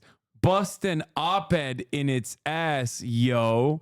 Oh my God, Jake, you're so fucking creative. The op-ed is like a gun. It's like rap. Oh my God. How it like... A few hundy miles north on 43rd Street. Hundy? That... Yeah, no, that's popular slang. Hundy. Everyone hates saying 100. More like Jake Rapper with his ass. This fucking... So, like... How do you spell Hans Blix? A copy editor inquired of Reigns. H to the Izzo. Fuck off. Fuck you. God damn it.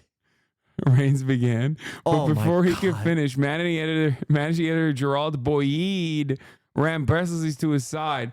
Memos flying from his pockets. Holla at me, Reigns instructed. I can't do this. I'm done. So fucking bad. I can't finish this. He can't. He either doesn't have the frame of reference or the capacity to like formulate a full conversation.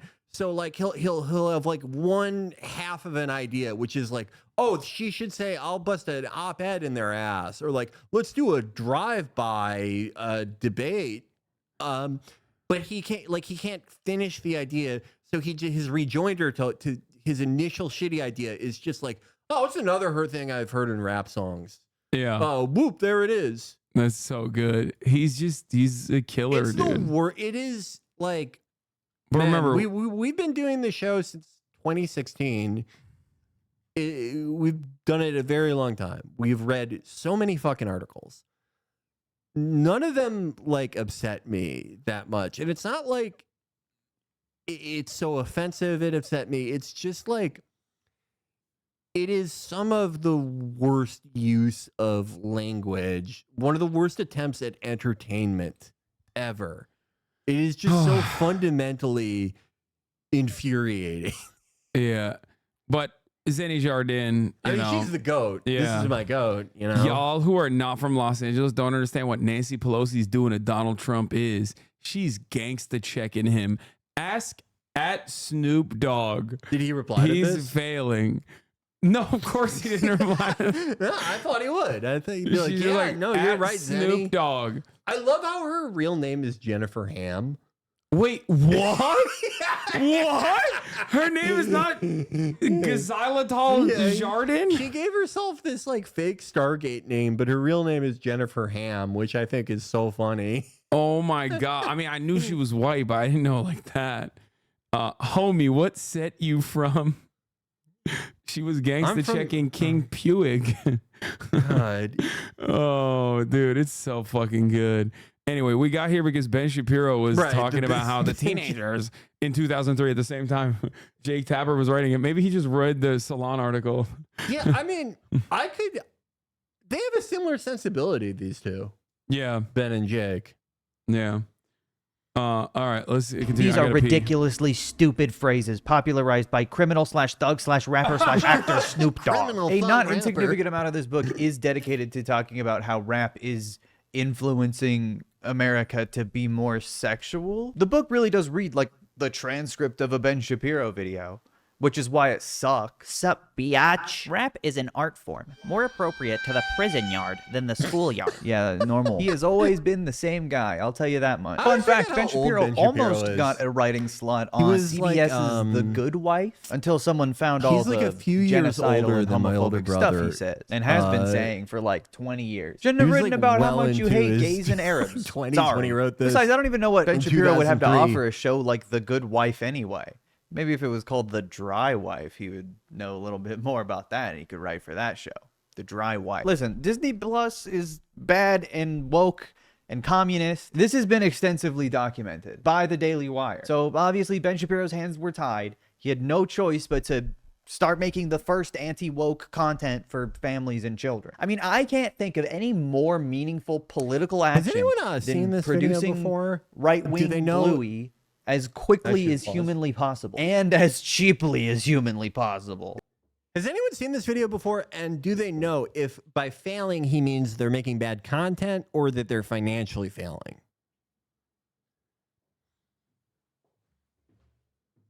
It's called Red, White, and Bluey, but everyone is white. No but idea? for as Well, I guess just we'll go fuck charming and myself. endearing as all the folks on the Daily Wire are, I mean, all your favorites are here. Michael Knowles, the 14-year-old in a trench coat on stilts, desperately trying to seem like a real adult. Joe Biden made even more unpleasant headlines for himself over the weekend when he nuzzled the Pope. However, I found it kind of wholesome and endearing.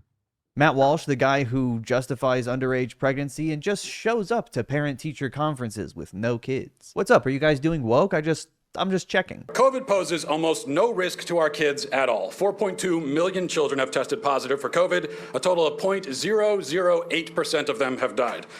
Overall, 0.00. You got Ben Shapiro, obviously for the sex appeal. I mean, the gang's all here. Except for the one that got fired for trying to say that the Jews killed Jesus or something. She's out. She's been sacrificed to extend Dennis Prager's lifespan an extra 20 years. But you should all be thrilled to know that they are not just making awful movies like Lady Ballers and the school shooting one and the Gina Carano. Making bad content with bad reception. Hi, hello. Thanks for watching, you guys. Big fan of you both. Okay, bye. No, I was still in the room. Sorry. I was. Don't worry. It's so sad that we both walked away. Like, we're just like, yeah, fuck this video. Felix asked what I meant by the title.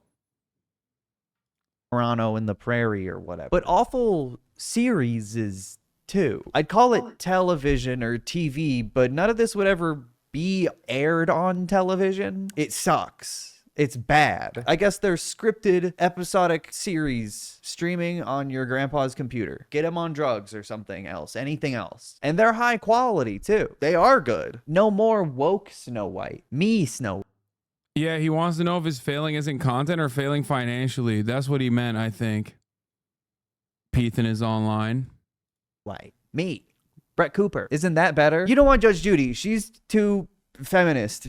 Now we have Judge Matt Walsh. Finally. A racist judge. And he also has the humor of a lobotomized accountant? Well, sign me up. I'd pay $1,000 for that kind of content. Don't mind that these people tried and failed to work in woke Hollywood before. It was actually the woke left that got them fired. It was definitely the woke left and not their terrible work and awful minds and souls. And of course, Hollywood's woke anyway, so they don't even want to work there, even if they did have any qualifications or skills. So the Daily Wire Plus has had a number of shows for a while, but only recently are they actually investing in shows with, you know, similar premises to real shows versus weird documentaries that suck ass. Candace Owens investigates, what if vaccines actually give your children autism? Or if that's not up to your taste, maybe, you know, Candace Owens investigates, what if the guy from the Netflix one is actually guilty? What if Candace Owens investigates what happens at the top of the hour to those who are unsubscribed.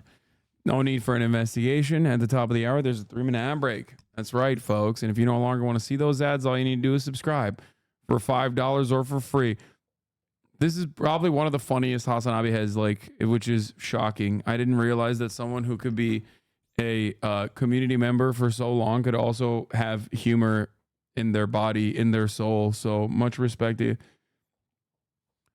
Ethan's online. That's shocking. Here's the 3-minute ad break now, by the way.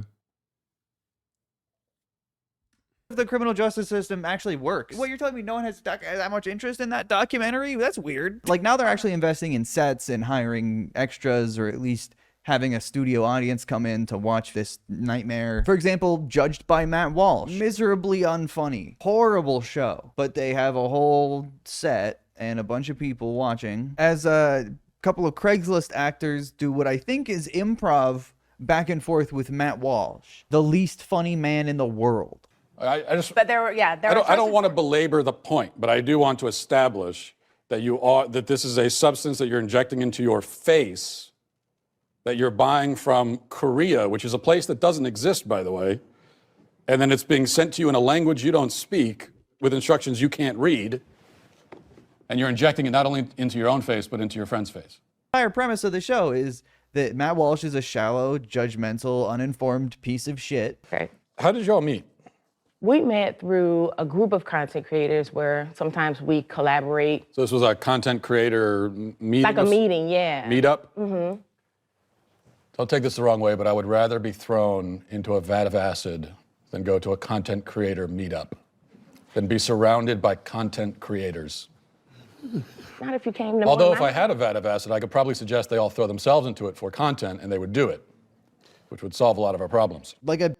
Damn, dude, it fucking got him.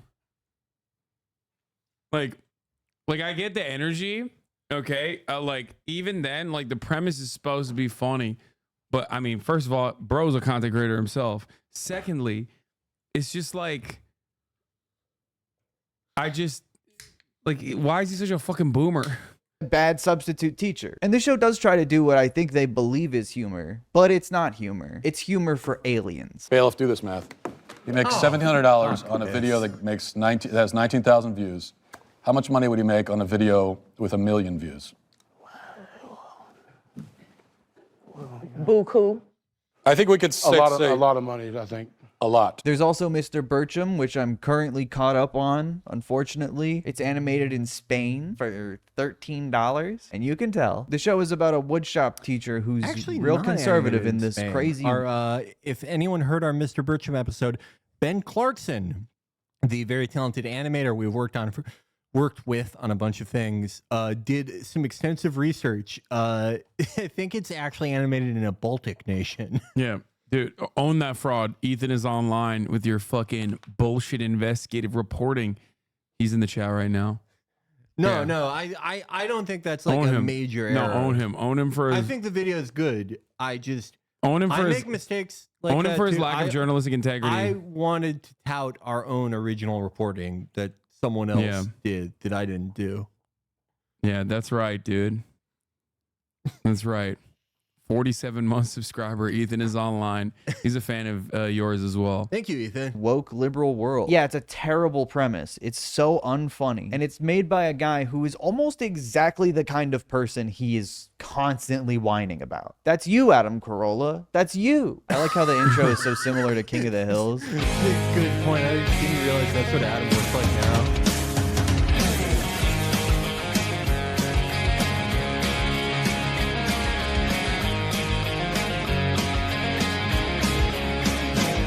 The show is a lot like King of the Hill if every character was a miserable, unlikable, bitter conservative. ¿Dónde está el baño? No speaking Spanish in my class. Burro! Cabrón. The show can't engage in satire because it's made by people who are really sensitive to being the butt of the joke. I mean, that's why they made this show. Finally, it's conservatives' time to make fun of everyone else. No phones in the wood shop. But this is an emergency. There's a cat dabbing on TikTok. Now there's a cat drowning in a sawdust bin. Fish it out after class. I think the Daily Wire greatly overestimated a the dabbing appeal joke of... in 2024. Yeah, that's what, awesome. That's what fucking libtards like. No, yeah. Cats dabbing. Yeah. Hey, you fucking stupid bitch. You can't go to you'rethemannowdog.com anymore. Try going to eBombs World now on your Nokia N-Gage, you bitch. Damn, also, Adam, you roasted them. Also, where the fuck is the joke? Like, where is the joke? Like, is the joke that like the stupid liberal is looking at a cat dabbing? Is that supposed to be the joke? Yeah. This is because like this is an endemic problem with like shows like Mr. Bircham and this though. There's never just one joke. There's always 3 jokes, and like great animated shows like Primary Simpson. They would do this a lot where there's like a multi-layered joke, right? Where something's working on 2 or 3 levels. It's very quick, very witty. You know, maybe when you're a kid, when you watch, you don't catch it the first time around, but you catch it later. But my point is there's a very efficient economy of speech and actions in the joke to accomplish that. Whereas with a show like Mr. Bircham or The New Norm or really anything like this, whether it's conservative or not, they can't decide on what the hook should be for an individual scene. So they'll have like a bunch of ideas, and the ideas are, oh, we should make fun of how kids say that they need phones for emergencies, but they're just watching fucking TikTok all day. Or, I have this really good joke. What if a cat dabbed? Or what? Wait, what if he threw the phone in sawdust? And that's what I mean. All those ideas are great. Let's do all of them, but they all suck, and they all suck more than the one that came before them. That's supposed to be the punchline. The punchline is him throwing the phone in the sawdust. Like, that's not like what? But it's like that's what you have when you have like a writer's room of people who either like, you know, car crash victims, people who like got drummed out of minor league baseball for threatening to kill Obama, failed Hollywood writers, just like the typical people you would imagine, right, for a show like this. None of them can say no to each other because they all suck. none of them have good ideas. So every idea is great, and we have to go with every idea in this 22-minute long show. So every fucking micro scene or little cutaway joke is a fucking car crash of 7 terrible jokes. Of doing the funny gay voice in 2024. This is a smart saw. This is a stupid store. Who's in charge here? Where's the manager? Ew, we don't have a manager. All team members are equals. Plus, manager has the word man in it, and we prefer gender neutral. Or womanager, but that's kind of hard to say and disrespectful to the dyslexia community, okay? It's not like they actually write any jokes for the actor to say in that voice. Or any jokes at all, really. Mr. Bertram is a wonderful, feverish window into the Oh, gross. Oh my God. He said manager has the word man in it. It's like, who has liberals are actually fucking hysterical. Like, there are so many things you can make fun of. What the fuck is happening? Yeah, like, people always use the example of like Mike Judge as someone who like leans right but makes really good stuff, right? And it's like, I think about how Mike Judge wrote that character, basically, like the fucking annoying guidance counselor liberal guy in like 1992, and he was a funny character because he was like tethered to reality in at least some tangible way. This is like, no one has ever said this shit. No one will ever say this shit. This is just sitting around imagining things to get mad at and then being like, they're fucking assholes for doing this. It makes me sick. There's not even a joke. But it's so, like you said, untethered from reality that like, who the fuck goes, well, that's relatable because I've encountered that in the real world. Like, you haven't. No, right. It's just like not a thing that has ever happened in the history. It's not even like absurdist comedy though. Because it's just like, it only makes sense as a reference if like that is how you have hallucinated liberals in your mind. Yeah. There's just like, it just, I mean, here's another problem. This is a classic entertainment problem, but that, you know, many of us deal with, but it is, you know, the longer that you work in entertainment and in any sort of, with any type of like self-sufficiency where you are capable of having it be your only income, the longer that you do it, the more divorced from like a normal life that you get, and the further away those memories of like working for a wage and things like that become, and it can get more difficult to like write jokes or come up with ideas that sort of hinge on a normal relationship to reality. It's definitely not impossible. There are people who have been very successful for a really long time and are able to do that. But when no one involved in the product, like with Mr. Bertram, has any frame of reference to any tangible real life experience that anyone's had. Like, go outside, encounter people before you write shit like this. Where it's all people who have only existed in the conservative think tank environment, or like a guy who was in entertainment 20 years ago and hasn't done anything since the first Obama administration. Then like they don't have enough of a grip on reality or day-to-day life or what working a job is like for there to be any like appreciable texture or friction or gravity to any of it. It's just like, it's so far removed from reality that I don't even think this is something that you see in the broader internet. No, yeah. Like even if you're like a shut-in, okay, devoid of any sort of human contact, this is not a thing that you have seen on the internet unless like your feed is exclusively like Bill Maher and that's like the furthest, most like liberal you go to. And it's him making fun of those people as well, the imaginary grievances. There are like tons of like fucking funny, stupid, rad lib things out there, right? But they're all like, none of them are like this. Exactly. It's not like this. It's actually way funnier than this. This world of conservative millionaires. The most out-of-touch individuals imaginable are finally given a platform to vent about their stupid fake grievances. Look how many people we can animate nodding and clapping, even though it looks like shit. Mr. Bertram is a character Adam Carolla has been trying to make work for a long time. There was even an animated pilot for the whole show in 2011. Now, Mr. Bertram, I know you know Carver is a... Wait, this was like significantly better drawn. Yeah, in 2011. animation used to look a lot fucking better. I'll tell you that. That's crazy. Not free zone. Am I the only one who sees the God, it irony looks in so much better. Yeah, what the fuck? That's like actually legible. Animation looked way better before like the mega trend of sort of Rick and Morty and Brickleberry knockoffs. I'm not saying Rick and Morty is bad. I haven't seen enough of it to tell you one way or the other. I don't think it's bad. Probably isn't. But like it engendered a style of animation that became very popular, very cheap. Yeah. Inning peanut butter at a school named after the guy who invented peanut butter? Actually, he didn't invent peanut butter. I'm pretty sure the guy who dedicated his entire life to mashing peanuts invented peanut butter, okay? Yeah, I mean, it's virtually the exact same thing, except with a much more contemporary 2011 grievance. Nut allergies, am I right? What is up with that? Now it's just, you know, nut allergies are woke.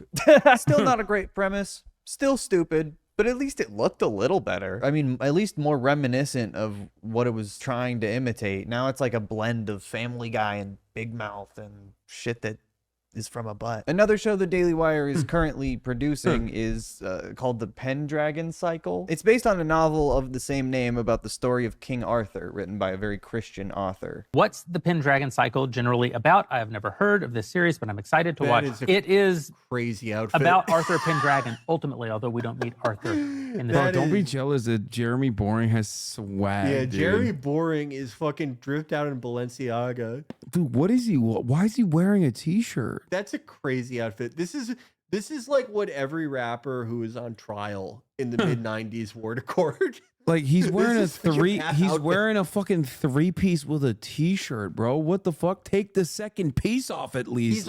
He's wearing the Elden Ring. He fucking robbed Mesmer the Impaler. Oh, also speaking of Elden Ring, have you been playing the DLC? I have. Where have you gone? I'm like, so I fucked up this playthrough, I think, because I fucked up the quest lines. I went to I killed Rolana was the first boss I killed, and then I accidentally went to Shadowkeep and that fucked up a bunch of quests. Then I did Bellarat. So I basically did everything out of order. But I just yesterday finally went through Shadowkeep. I've killed the lion. I'm in Shadowkeep. I haven't been able to kill the lion yet. That's my first boss too. I did like a mini boss and I clapped him. It was a human Black Knight Goal or whatever. And everyone was like, "Oh, this is such a hard boss. This is a hard boss." And it was like pretty easy. So I was like, "Oh, dude, I got this." And then I got to the fucking castle and the lion has been cooking my ass. Tough. What kind of build do you have? I have a dex build. I'm still rocking my fucking late game mainline. I'm in Bellarat, not Shadowkeep. Sorry. Wait, there's another lion. There's a.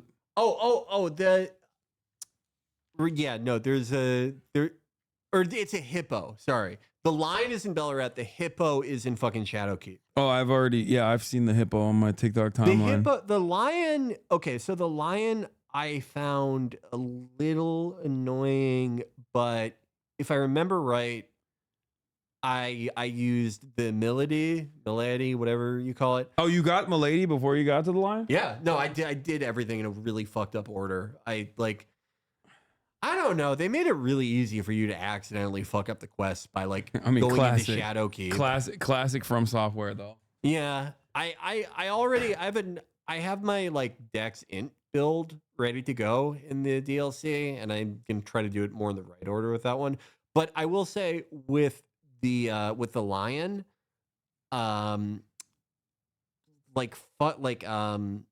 Morgoth's Cursed Curve Sword really helped me there. I don't know how high your arcane is, but if I remember right with Morgoth's Cursed Curve Sword, it is a super high dex requirement, and it has a decently high arcane requirement, but not crazy. It's a better Rivers of Blood, really? It's so good. It's such a good fucking weapon. Do I? I'm sure I have it. Morgoth's Curse. It's the only reason I was able to beat Millennia the first time. I got I also I went in last night and went and got bell bearings or ball bearings, whatever the fuck they're called, so that I could get smithing stones that I could purchase. So I literally did 2 like main original game dungeons to just like go and get those.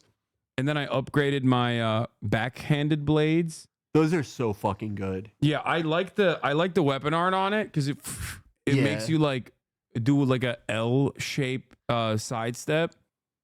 So I was gonna try and use them on the lion guy. I would say your best friend with the lion guy is bleed. That's what really helped me. The hippo, fuck that thing. I have not beat it without summons. I don't know if I ever will. Fuck that goddamn thing. That is just, I don't know. My opinion on Rolana has softened. The first time after I tried her, I was like, that's bullshit. She doesn't have enough openings. I think I was like a little too reactive on that. She's easier to stagger than I initially thought. I was just using like really small weapons, but the hippo is fucking bullshit. I hate that thing. Yeah. Are you playing NG Plus or are you? I'm on NG +1 with my Dex and Faith character. I'm gonna try.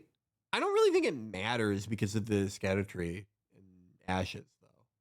Like I've found a bunch of those. I really don't feel like it's that much worse. I'm gonna give it a shot with my character who isn't on NG +1 or 2. But I don't think it's that big of a difference. I have people keep saying I don't have enough like pots either. I have like 11 health to like I have 13 total, I think, but that's how many can you have? Oh, you can have 15. Oh, how the fuck did I not get? There's so much shit you can miss in that game. Yeah, I thought I had. Oh wait, no, yeah, you're right. It's 14. It's 14. Oh. Did chat know that Skidoo is pronounced shadow? No, just don't get hit. Martial arts is super fucking fun. Yeah. Ancient Dragon lightning threat. That's a good point. I was just afraid to cast like a huge like AoE because the hippo just fucks you up if you're stationary at all. I felt like that is a pretty good idea. I guess I could try that on my strength faith guy too. I beat Millennia with that guy. So in my level 150 build, I ended up with 60 dex and 35 arcane. That gave me 639 attack rating and 73 blood loss buildup. If I just pumped dexterity up to 78 and left arcane at 17, I would have 644 attack rating, but only 62 blood loss buildup. 60 dex and 35 arcane was more than enough with this sword's fast moveset to slap down every enemy within a few minutes, even on max New Game Plus. So now we need to talk about the Ash of War. It's awesome. It's so good. The moveset's crazy. It staggers everyone. With Melania, I broke her posture just like on command. I've like since beaten Melania with different builds, different characters, and different weapons, but like I didn't think it was possible until I tried with this. This one's crazy. Cursed Blood Slice. You are absolutely going to run Shard of Alexander on this build, and use the Ash of War at every opportunity that it allows. An L2 press has you charge your enemy down with a wound up slice of your sword that carries a set of big bloody flaming explosions. If you have enough time, you can chain it with a follow-up attack or more big bloody flaming explosions. It's so worth it. Get Blood Fiend's arm. Broken DLC weapon has like 200 blood loss when you scale arcane. I want to try it. I haven't tried Blood Fiend's arm. That's a colossal weapon, right? I want to. Fuck. We have shit that we need to.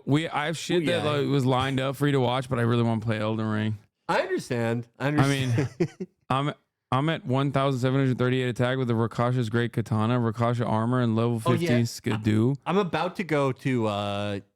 The Great Katana is the one I want to get. Yeah, but that's like late. That's like later in the DLC. You can. There are 2 Great Katanas you can find like the moment you get there, but Rakasha's you need to like work your way through Shadowkeep a little bit.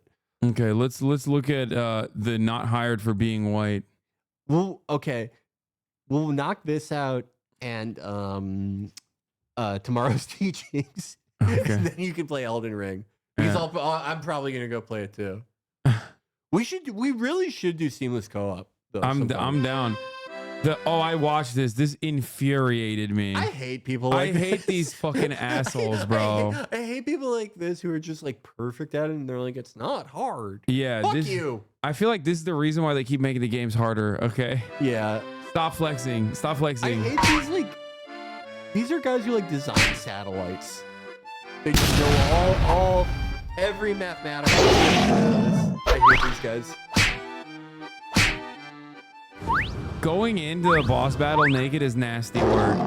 Whenever I see a guy going in naked, I know it's just a guy who's gonna make me feel terrible about how bad I am to them. Look at his command over the camera. That never happens to me. I get pushed into that fucking back corner. This shit always makes me feel extra bad because like I don't even have the excuse of like having a real job. He like, did teach me. Oh, I'm a lawyer. I can't learn how to min-max bullshit. No, I'm as jobless as these guys. They're just like way better than me. Yeah, he did teach me something though, because when I watched it, he does a jump attack straight to the head to break poise. Jump attacks are generally goated. Yeah. In this game.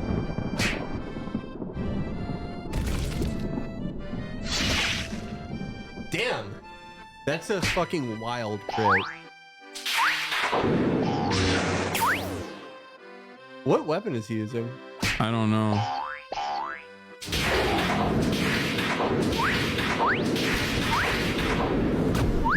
Light rolling is OP. Yeah, dude. It's also one hit. So it said Zweihander.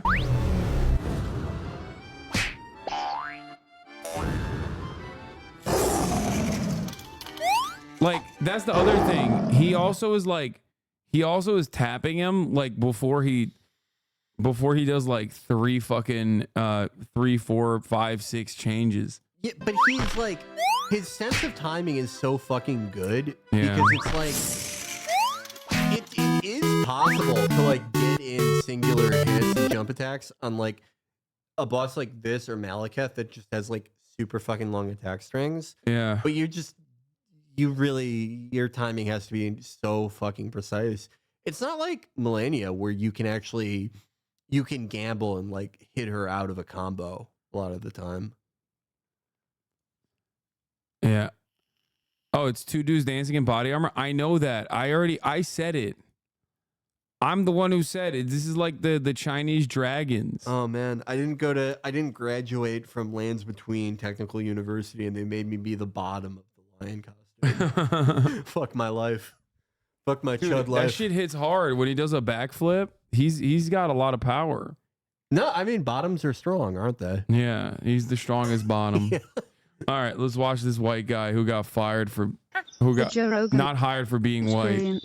And most companies have DEI scores, and most companies have all these different requirements, and they're openly allowed to discriminate against especially heterosexual white men. How would you know? There's something so funny about like saying this while having a fucking Muhammad Ali like the shirt on too, like a hoodie. And just like, not only that, but like being so confident about like what real jobs and offices are like when everyone you know is they're either Tony Hinchcliffe, Bert Kreischer, or like a Navy SEAL who invented a new type of water bottle.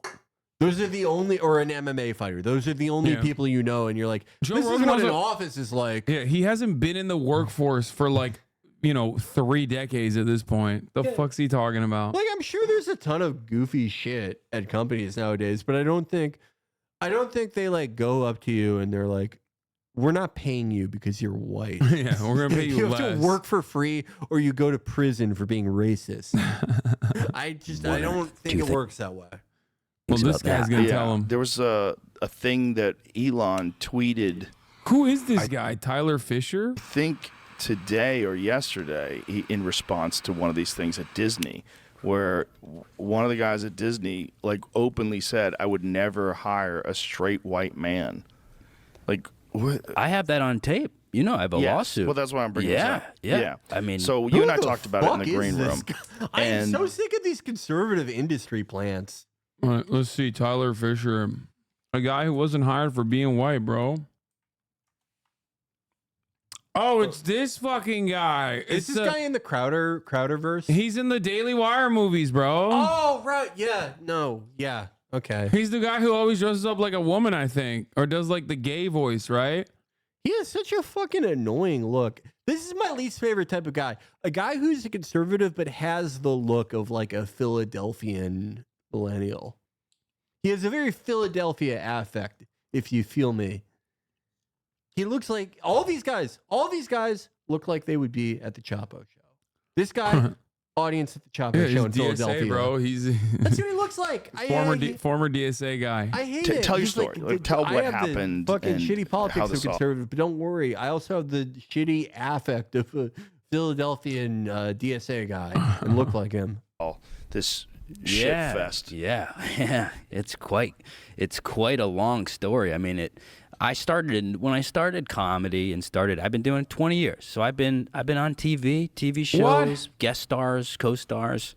You never really heard, that's too many white guys, or it's getting a little too white. And then I remember like at comedy clubs, you just Classic, dude. I didn't fucking get jobs, not because I'm ass, but because like I'm a white guy. This is like the peak of cope, dude. Yeah, it's also like I love all the conservatives who had to like flunk into conservative media out of normal media. They always have like they have some mythical like successful career that they had 15 years ago that they can never tell you specifics about. But like everything was going great. I was in all these TV shows. Everyone loved me. And then they sent me to prison for being white. It's just it like happened. It doesn't make any sense, bro. Like, do you not look at the landscape of comedy? Do you think that like the comedy landscape is like cluttered with like non-white people or something? Like, what the fuck? just start to hear people say, there's too many white guys. Yeah, dude, totally. That's when I think of like a comedian, the image that comes to my mind is literally a white dude. Like, what are we talking about? It's just like the most overrepresented group in a fucking entire field. Also, like for stand-up comedy, like I obviously support, like industry side support is important, but like you do like kind of have to get your own fans one way or the other. Yeah. Like, oh, absolutely. It does kind of depend a lot on what you are capable of individually. Like he was popping. Yeah, like audiences aren't going like, I can't be a fan of another white comedian. Bro, Netflix gave a fucking deal to the dude with the big lips. What's his fucking name? The white boy who's like, I want to beat my wife or whatever. What the fuck was the Zoomer? Who? The Zoomer kid? No, not Pete Davidson. Oh, Matt Rife. Matt Rife. Yeah. The kid who's like, damn, Unc. Yeah. And it's like, why do you sound like that? I kid? described it in the worst way possible. Zoomer with the big lips who beats his wife.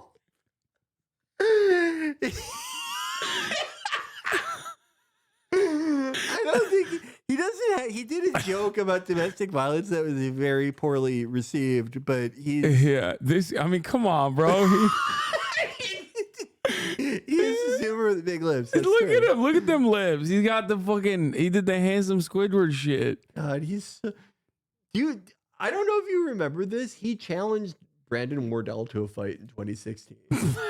Because this dude Matt Rife was like, he was a Vine guy, right? Oh, he did a bunch of those like Curtis style Vines, like thirst trap shit, and Brandon made fun of him, and he was like, "Yo, wait, drop your location, Unc. We finna box. Can you stop fucking talking like that?" Yeah. Dude, so here's Joe Rogan getting real serious about it. Robert Kennedy explained this to me. This is his words, not mine. But if he's right, it's the craziest fucking thing I've ever heard in my life. And I think he's right. In the placebo group, two people died. I'm going to do his voice while you talk, if you don't mind. Don't do that. I'm just in the placebo. Oh, yeah, no. Yeah. Don't do that. Some things are off limits. Like when a guy ruins his voice by doing the worst heroin ever in 1978. Yeah, no, how dare you? Just don't make fun of that. That's too serious. Yeah, he got triggered, dude. What the fuck? Yeah, woke what comedy. What a fucking loser. Don't make fun of RFK. Yeah, he's a Kennedy, dude. Come on. He fucking sucks so much now. Don't make fun of RFK's voice. That's but nothing else is off limits. That is unimaginably pussy shit. God damn, dude. Stavros said Tyler used to be a funny comedian, but it was Stavros that was telling me. Yeah, okay. Oh, that guy Tyler Fisher's little as fuck. Do you know him? Oh, he's like big. Yeah, he said that he just like kind of got an audience from being a conservative and just like went off on it. Too many fucking white guys, and then it became quite popular to just start to say there's too many of you guys. So what do? We got to get rid of them. The first time it happened to me, they're killing white men, dude. They're killing all the whites in comedy. Joe, find the mass graves of white comedians. The funniest thing you could do to these guys, like Joe Rogan owns a comedy club in Austin. Yeah, go perform there. See how much of a crowd you're drawing. I was invited to do a podcast. So a woman, she was a lesbian. She wanted me to come on and tell the story of being raised by gay men. She goes, I think this will be good to bridge our two fan bases so people can hear it from a straight guy's point of view of what it's like to kind of grow up around, I grew up in gay bars and piano bars and drag shows, and I'm kind of the long-term study for what it does to you. It fucks you up. Wait, oh my God. Wait, no. He's like, yeah, I'm gay, Joe. When I sit across from you, I swear to God, I'm thinking about sucking your cock right now. Okay. This is so pathetic. Like he's throwing his parents under the bus. Yeah. For like ultimately not that much money. Yeah. Like he's fucking over his entire family for like, I don't know. How much do you even make being in a Daily Wire movie? $10,000, $5,000. Probably the bag. He got the bag, dude. Yeah, they threw him the bag. I started to think maybe I'm gay. Daily Wire, who literally fucking promotes that they only do non-union sets. Yeah. Like I'm sure they threw him the bag. Hey, maybe I'm I tried in college. Actually, I was going home to visit my family. I tried kissing a 2004 ass outfit. Yeah, he sold his family out for nothing. But look at the hat. He bought that hat. That's new. That's for sure. Guy, just because I felt like I needed to fit in. No way. He tried kissing a guy, dude. What the fuck? He said he tried kissing a guy because he wanted to fit in. How do you like face your parents after this? You had a big break. You went on Joe Rogan. How did it go? He's like, I kind of said that you guys made me think I was gay and ruined my life. Wait, no way. He posted. Before you get all your panties in a bunch, I was raised by a gay dad in gay bars. And yes, all the men tried to bang me. Mm-hmm. Yep. Yeah. Dude, that's awesome. Yeah. What the? Yeah, that's right. I'm a victim. This guy's act must be terrific. Yeah, he's must be a great act. Yeah, he's like, listen, Joe. You know that tweet that was going around about Gay City and how they'd beat your ass if you don't twerk? It's real. I was in Gay City, Joe. I love how he said... My own daddy beat my ass for not twerking. My dad lives in the embassy of Gay City like Julian Assange. I love how he fucking said, I tried to kiss a guy to fit in. Where? Like, who? Yeah. What? What are you fucking with his talking dads? about? With his dads, you don't understand. I don't think it works that way. Yeah. I don't know. This man. shit really. How'd that go? He was like, "Get the fuck away from me." I remember I was in the car and just going like, "Fuck, maybe I'm gay. My dad's gay. I got a gay brother. One of my dad's brothers is gay. I think my grandfather. It's shit's genetic. Yeah, it's for genetic." Sure. And what? I just, for sure. That's what Joe said. For sure. Wait, genetic is two gay dads. So like, they didn't. Wait, what? Wait. How did this happen? Like, not on some meme shit. Like biologically, what happened? Both of my dads were gay, so when they got pregnant with each other with me, He's like the liquid snake of being gay. I got all the recessive genes that make me gay. Do you have any idea what it's like growing up knowing you're gay? I was 13 the first time I tried to kiss a man in a car. Like, Joe, to fit in. Joe, you don't understand. It's impreg. My daddy got impreg. Let's get the fuck away from me. Why I do you just continue wanted to follow your orders and taking your son to a gay bar? Because you enjoy all the fucking. That's why. It's like, no, he got the recessive gene, so he couldn't come out gay. That's why he's like sad. He's like, oh, why couldn't I be gay just like my daddy's? Then I can fit in at Gay City. I will complete my father's legacy, and I will use the Metal Gear to become gay. Fit in. I wanted codes. Oh god. Something to talk about at Thanksgiving dinner. Right. I wanted to be the gay, Yeah. And so peer pressure. Peer pressure. This girl invited me on to talk about But like okay, hold on. If you're not currently sucking a cock, my man, that means that it didn't work. Undermining the entire argument. Right. Like, dude. He's saying, if peer pressure works if peer pressure works in that direction, then you'd be gay. Like you'd be sucking a dick right now. You'd have. I can't even like get into the specifics of what he did in that car. That story is very weird. I feel like he glossed over it. He did like a match slap move to somebody at some point. And the cop's like, ew, stop. But like, if the peer pressure really worked, he'd be like, this is awesome. I love this. Yeah. He'd be fighting it. But Yeah, he got turned down. He got turned down by one gay dude and became homophobic. Exactly. I just like his reasoning for stuff is so bad too, because he's like, well, my grandfather is gay. My dad's gay. My brother's gay. I love Joe Rogan being like, yeah, it is genetic. You're right. Like your dad's gay. You're gay too. That's how it works. And she was a friend. Okay, like. Wait, what is this? So girl invited him. A girl invited him, but like, if like, okay, when you have a gay brother, just like statistics, it would be it's just like not statistically likely for you also to be gay. Not saying it's impossible, definitely happens, but like, I think his reasoning and understanding of math is like off. Yeah, he didn't understand. He means like if your brother's gay, you're gay too. I don't think it works that way. I'm sorry. Lore, his one gay dad. For the record, my dad came out as gay when I was 7. I supported him. He's doing crazy numbers, by the way. This is, dude, selling out your family for 46 likes on Twitter. Dude. I support him and still do, but it's unreasonable to expect people to keep up with so many unwritten rules and changes. He's like...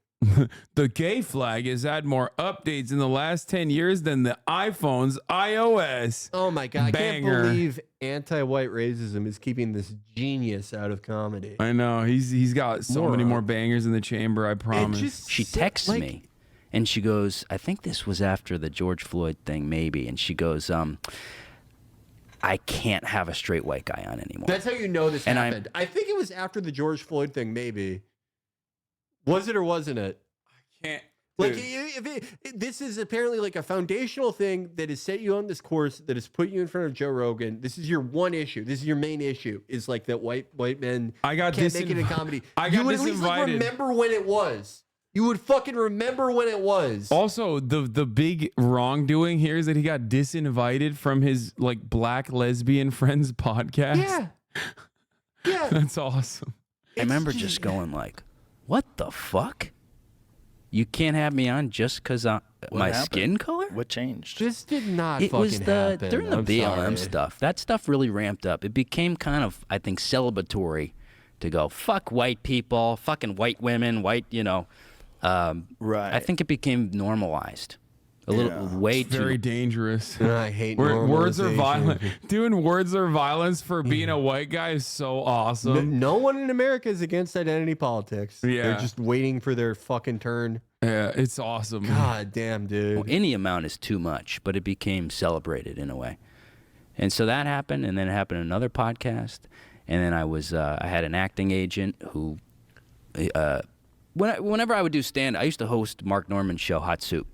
And all the agents would come and every couple months, someone would go, "Why aren't you on SNL? We got to get you in Hollywood." Why aren't? And I'd go, "Well, sure." That happened. That shit no, even if it did happened. happen, that's like classic agent talk. What do you mean? They don't mean it's no different than your fucking grandmother being like, "You're a handsome boy." Okay, this is equivalent to going on Joe Rogan and be like, "My grandmother said I'm a handsome boy." And then my one not gay grandma, okay? And then no women want to fuck me, Joe. It's because everybody hates white men. Women only want to fuck non-binaries. I went on fucking Pod Save America in 2017, right? Oh, yeah, and it was I remember. that episode where they like edited out like basically everything I said. They're such fucking rats. But anyway, like it was I don't consider it either bad nor like necessarily the best content I've ever done, right? But I among the things I said on that show was like give Iran a nuke. And still after that, because it was at this fucked up stupid event called LA Podfest, an agent went up to me and was like, "I'd love to represent you." After I said that, it really doesn't matter what they'll just do that. They're like working dogs. They love doing that. They love just asking you maybe if they can represent you for no reason. Maybe he too wanted Iran to have nukes. You failed to consider that. It was the one pod. It was John auditions. Lovett. Yeah, I did his show.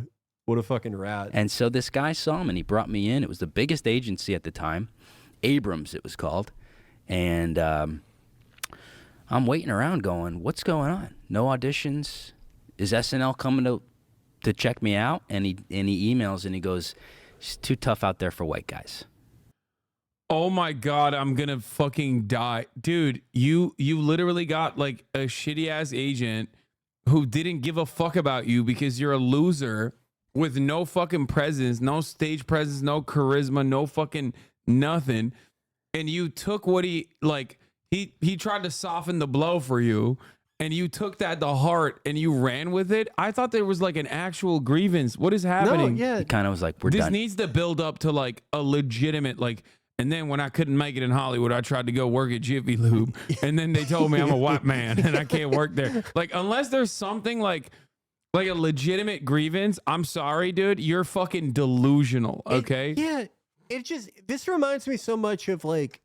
I've known so many people where it's like they don't understand that like the way the entertainment industry kind of works is just it's by scattershot. They take a billion meetings, they make rough plans for a billion different things. You have a billion meetings for something that will probably never happen. Every agent and manager is incredibly effusive and gives you the highest praise and has the highest forecasts. Because it's a scattershot method, and they need one out of like every 100 of those things or every 1,000 of those things to work for it to be economically viable. It reminds me of all these people I knew who would they would have one meeting with Netflix, a very general meeting where it's like, "Hey, we like your whatever internet thing.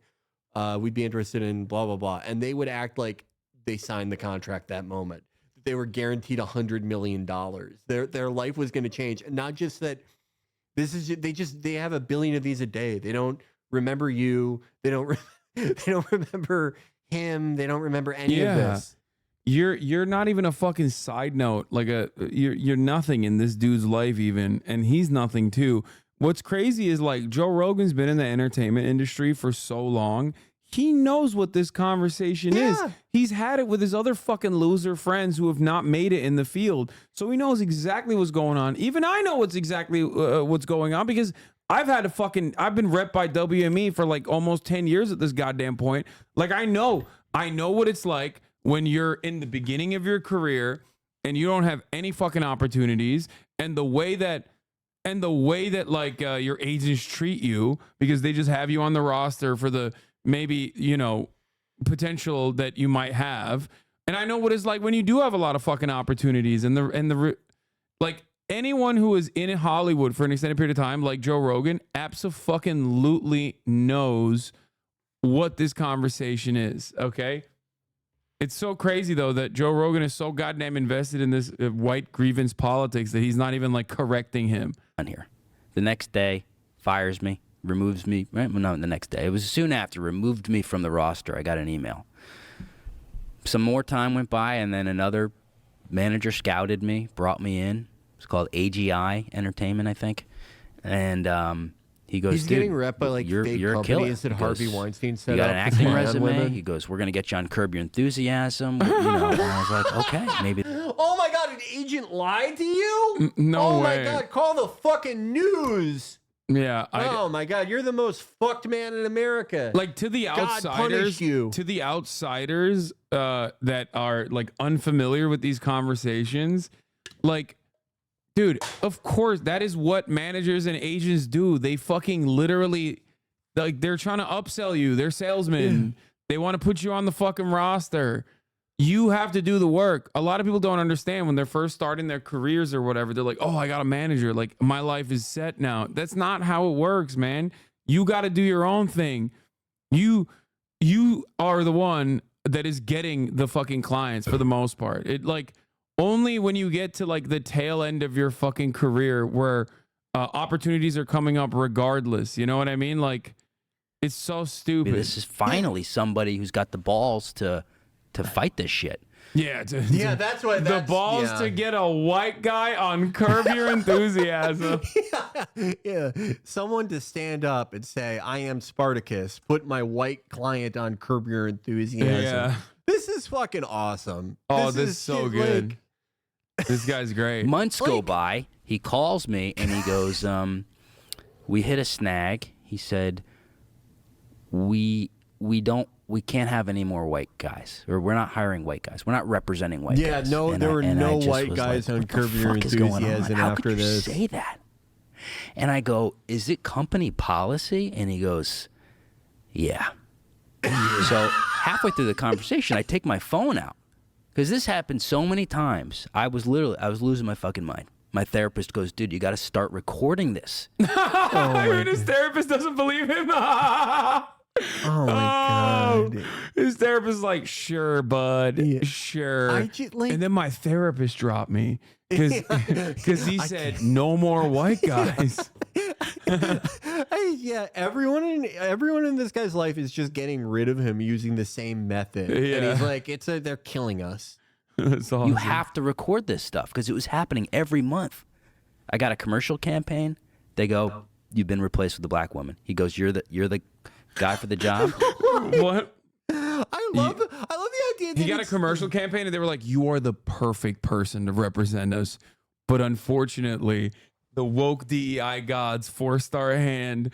We have to fucking hire a black woman in your place to play the same role. Yeah, I love this guy is one of the most nondescript human beings I've ever seen. He's nondescript in appearance, in output, in personality. He is one of the most replacement level individuals I've ever seen. He is not even a quest giving NPC. Like, just a complete like nothing person. No one is on board this guy's ship for anything. You've seen his Twitter where he's just posting just bullshit. No one's engaging with it. I would get more engagement if I posted a GoFundMe where I said, give me $20,000 so I can replicate an F-16 cockpit. That would get more positive engagement. And he's acting like he was on the verge of superstardom. Yeah. Yeah, man. But Tyler, once again, you have the fucking look. But once you have again, everything. Once again, Joe Rogan knows that. Okay, he's a fucking ape in every sense of the word. But if there's one area that is his expertise, it is this. He's been in it. He's been in this industry for so long. He's seen people come and go. He's seen people get fucking cut aside. And he's seen people who are phenomenally talented and phenomenally successful. So it's like, dude, he knows what this guy is doing. Like chirping about like, oh yeah, nobody wanted to hire me. I want to see the YouTube comments. It's wild how openly racist you can be against whites and sexist against men. It's almost encouraged. I'm black. This is bad. People don't understand how hard this could backfire on us. All treated equal. That's real ass comment. Because it was never about equality. It's always been about revenge. This has 388,000 views in one day. I'm gonna die. It was like a hosting thing where you got to do impressions. I was perfect for it. They replaced me. So I started, you know, being prepared, and I recorded it, and I got it on tape. I need to hear the recording. And I just, what did you get on tape? What did he say? I got him literally saying, Joe's bored with this shit. "We will not represent white men, and it's company policy." He said it in plain. It's Okay, not. fucking It couldn't play be it, any asshole. more clear. I want to hear it. It's so funny. Oh, that's awesome. Wow. He said, "We cannot work with you Okay, just because you're get on skin your color." phone, for Joe, God's sake. I want to hear it. I just, even if like the dude said that to him because like, I don't know, he just thought, he just thought it's like easy way to let him down instead of being like, you suck, dude. Yeah. You're so bad. It's still pretty funny. And where were you when you recorded this? Were you in New York? Yeah, I was in New York, so you're allowed to do that it. in You're New allowed York? to do it. Yeah. I didn't even know that. Do I you just, have to tell them that you're recording? No. No. Wow. No, I was sitting at my I did like a little because I couldn't work because of the vaccine stuff. So I was just locked in my room for 2 years making Instagram videos. What? I mean, I went from 0 to 1 million.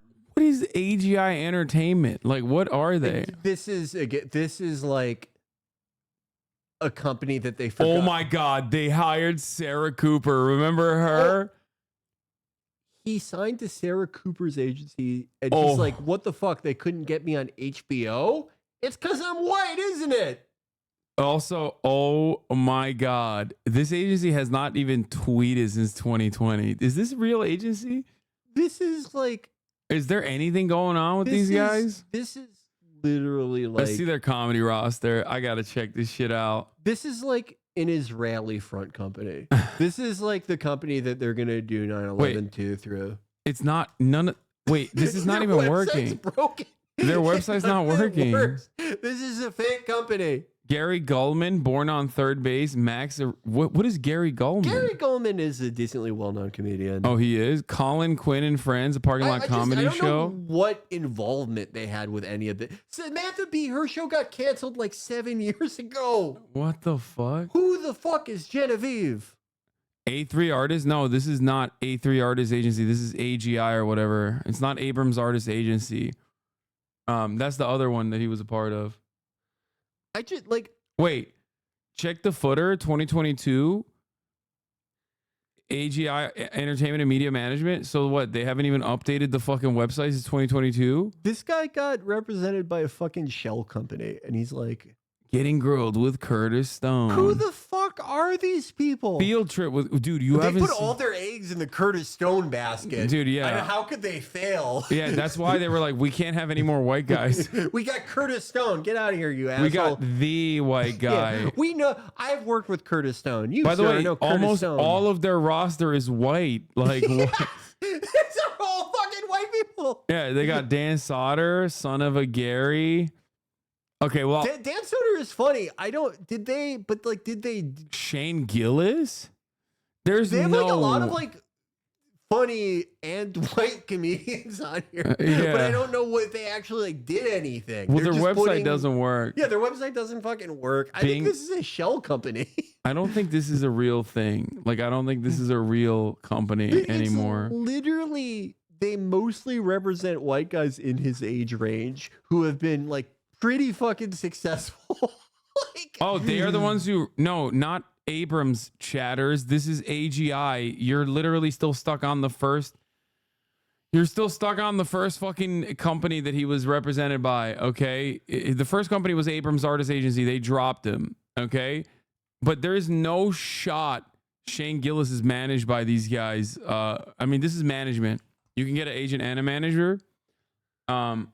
I suspect that like because they're managers, they probably have like executive producer credits or producer credits on some of this stuff. So they're just like kind of sneaking in because they got like, I don't know, like a third string person involved in it. Yeah. I also like, I don't think Shane Gillis or Dan Soder, I don't think they're successful because AGI Entertainment, Media, and Management was like, Oh, they found the roster. Wait, it's not letting me. this is like, if anyone has ever seen the movie The Conversation with Gene Hackman, I feel like I'm at the end of that movie. Someone looked up their where they say they are, and this Oh, Ben Shapiro's cousin. Oh, Mara Wilson. Yeah. That's right. Wow, what a fucking star-studded roster. Wait, we got. Well, I mean, she hates Ben Shapiro, doesn't she? Wait, what is this? Jackie Jennings, Jesse. There's so many white people on this roster. It's like 70% It's insane. white people. It's Trayvon Free. Okay, Chris. Oh, that's how they got the fucking. He wrote for Samantha Bee. That's how they got the Samantha Bee credit on there. They're like, or well, I guess they fucking also rep Samantha Bee. Never mind. Or used to, if they still exist. I don't believe they still exist. Someone said the 18th floor, the 150 East 58th floor is for rent. I know where I'm moving back to in New York. Shane is with RMP Law. My company gets people from A3 Artist Agency. They pay like $50K for like a single tweet. It's insane. Bro, where is that juicy fucking... Hey, what the fuck? Where's my 50K tweet? What kind of fucking Hasanabi head are you? Son of a bitch. You're not even subscribed right now. You're about to see the top of the hour ad break, dude. Hey, what the fuck is happening? I'm trying to buy a decommissioned MiG-29. I'll tweet fucking anything. I don't give a shit. I just want to buy that fucking plane. Pretty with no makeup on. Emma said, this will explain everything. And then How did I already know this was from Mike? Oh my God. Oh my The way he's God. grabbing his crotch. This guy's also represented by AGI. This guy's also, they actually hired in their roster, they have every white guy on the planet. Okay. Oh my God. Oh my. It's just not this guy. I wonder why. Oh, fucking. Is he gonna? He needs to play this audio recording. Okay, WowPack is hosting the AGI Entertainment Industry Bootcamp in Columbia this July. AGI Entertainment Bootcamp is for kids aged 7 to 17. Curtis spoke with Columbia native. Dude, yeah, they're doing big things out there. If I told my family I was going to WowPack hosted by AGI Entertainment Industry Bootcamp in Columbus, Ohio in July, they would beat me to death. What is happening here? I don't believe that this is their still current active roster. It's not. It's not. Well, like they still advertise Full Frontal with Samantha Bee, and that got canceled in like 2019 or 2018. Shane Gill's to make Netflix comedy debut. Yeah, he's with. I think Shane Gill's probably with like CAA, and then most likely, yeah, Gill's represent. Oh no, it says AGI Entertainment. There you go. Damn, they're popping, dude. Well, that's a white guy. But yeah, no, like again, I don't think Shane is successful because of AGI. Yeah, I don't. AGI got him the SNL gig, dude. What do you mean? Yeah. AGI put him on SNL. They were like, "You're a white guy." Yeah, no one knew who Shane was before AGI got involved. Yeah. Comedian Shane Gillis signs with Range Media Partners. No, but that other article is more current. August 22nd. Wait, no. Oh no, yeah. Oh shit, man. Damn, they must have dropped him. Holy shit. They realized he's white after his Netflix deal. They're like, wait a minute. Are you a white man? Yeah, why? Fuck you. Okay. All right. Let's get off this fucking rabbit this rabbit hole. Let's get back to my man. Followers just from I was doing Fauci every day, doing cameos, going on the radio as Fauci. Wow. Oh yeah, you could not get away from just that. Bizarre. That was everywhere in America. Yeah, dude, bro, I love that he's saying like he had a banger character. Dr. Anthony Fauci. Everyone was sending each other Tyler Fisher's Anthony Fauci impression. Yeah. You could not get away from it. It was everywhere. Everyone was doing it. There was Tyler Fisher mania. I remember watching it at the time and thinking, this is my goat. Yeah.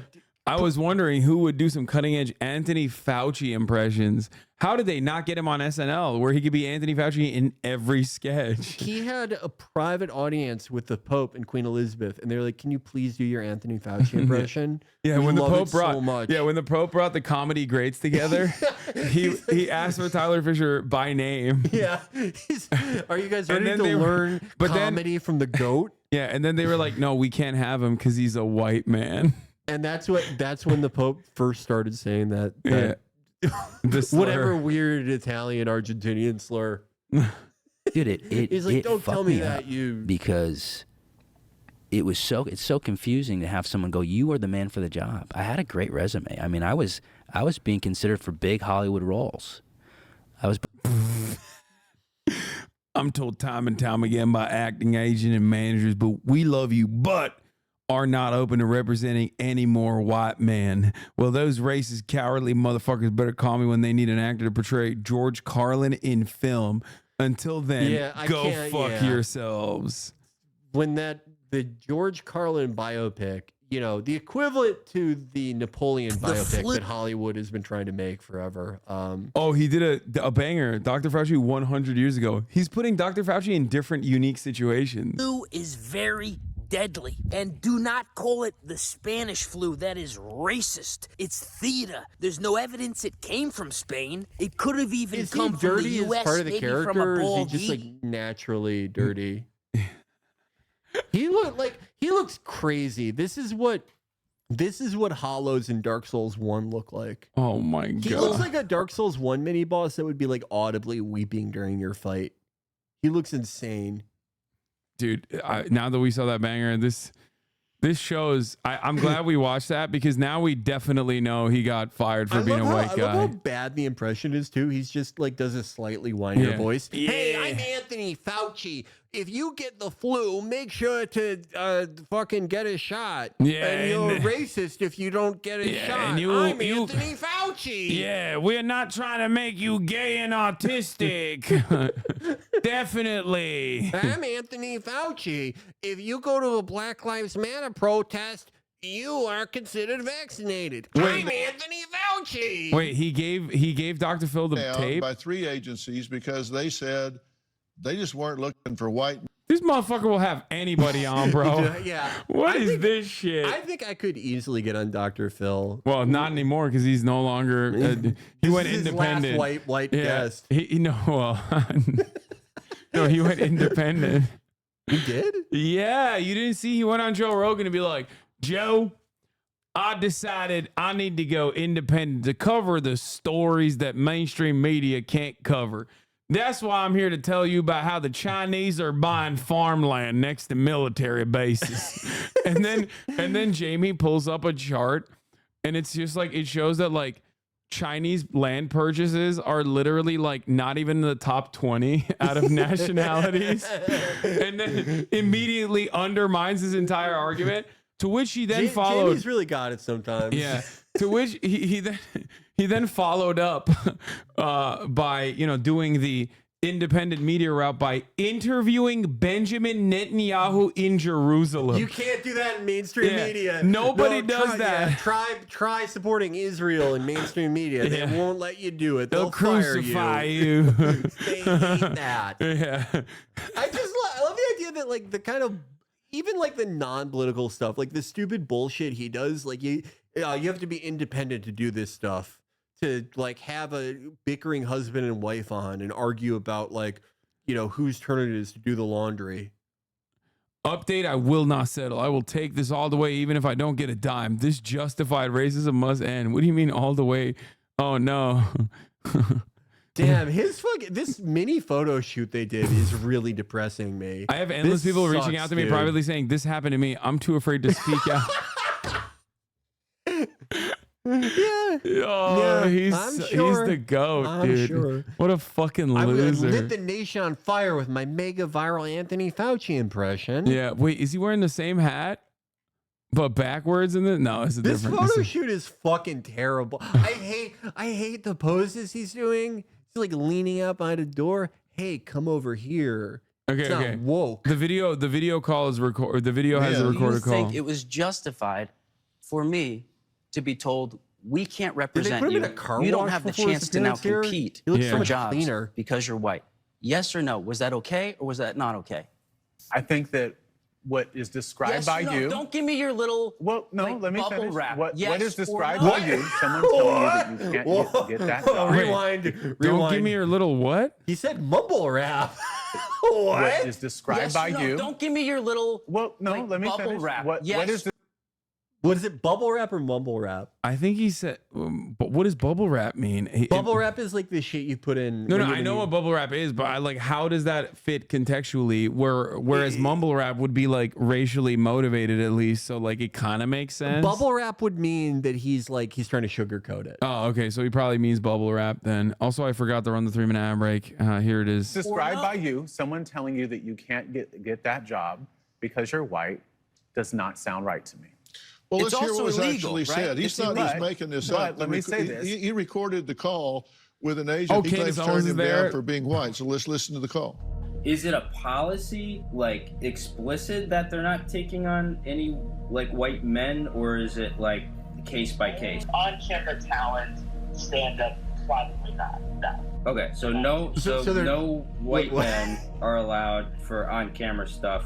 I guess it's right now where it stands, but like, yeah, it's engineered. Oh my God, this guy literally was trying to let him off gently. I called it. They literally were just like, yeah, dude, it's not because you suck shit.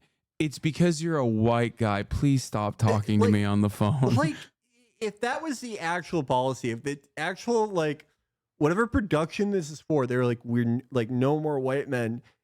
You'd think that, like, an actual agent would be like, yeah, no, this is definitely the policy that there's no more white men. We won't try to book you with them anymore.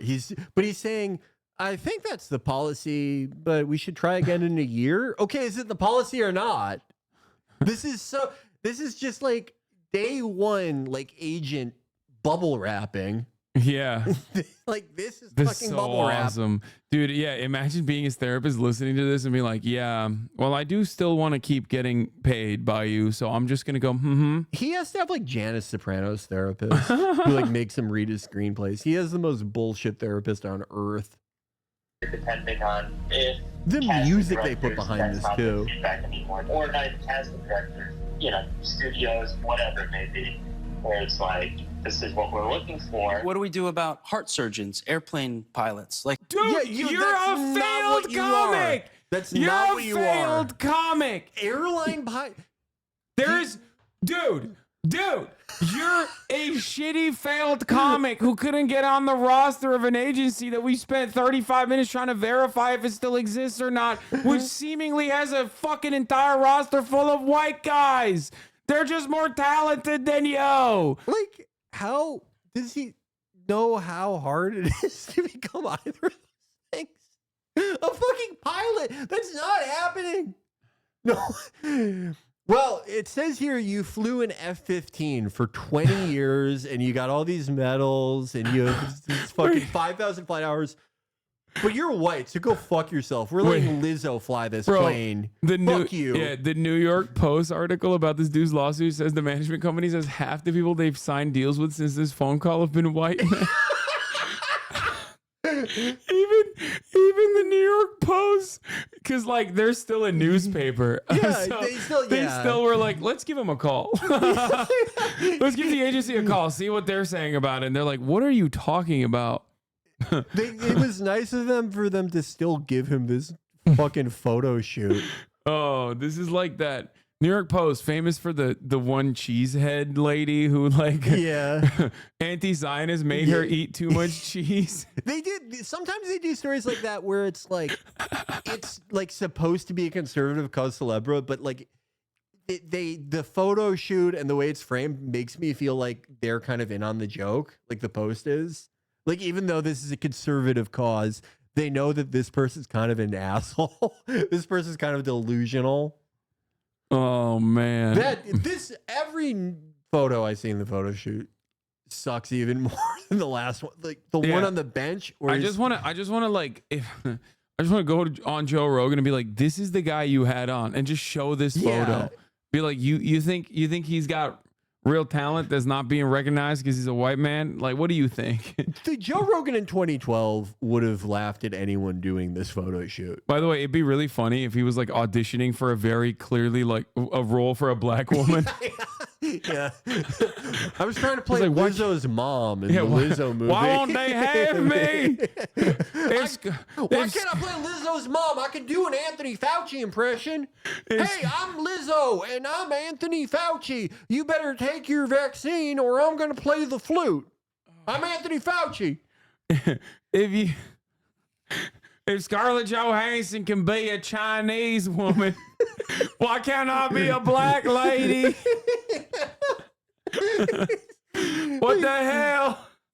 Like, if you're Dr. Phil, are you on some level like kind of angry at him about what a bullshit reveal this is? He's thinking this is content. Like, how far do we want to go with this? Do you want the best heart surgeon, or do you? Dude is comparing himself to the best heart surgeon, which is automatically white in his mind. Like, has to be. You want somebody who you think may have had it bad as a kid, or maybe their great-great-grandfather. Comedian or impressionist. Even if you were a good comedian and impressionist and you were comparing yourself to a heart surgeon, that's already insane. Yeah, 100%. Out of the room. But if you're like a sub-replacement level one, like the Fauci thing is supposed to be, that is the fulcrum of his act. That is the thing he's known for. He said it lit the nation on fire, and we heard it. It's just him wearing a stupid outfit and going, I'm Anthony Fauci, and I'm stupid because I'm fucking woke. Yeah, it's awesome.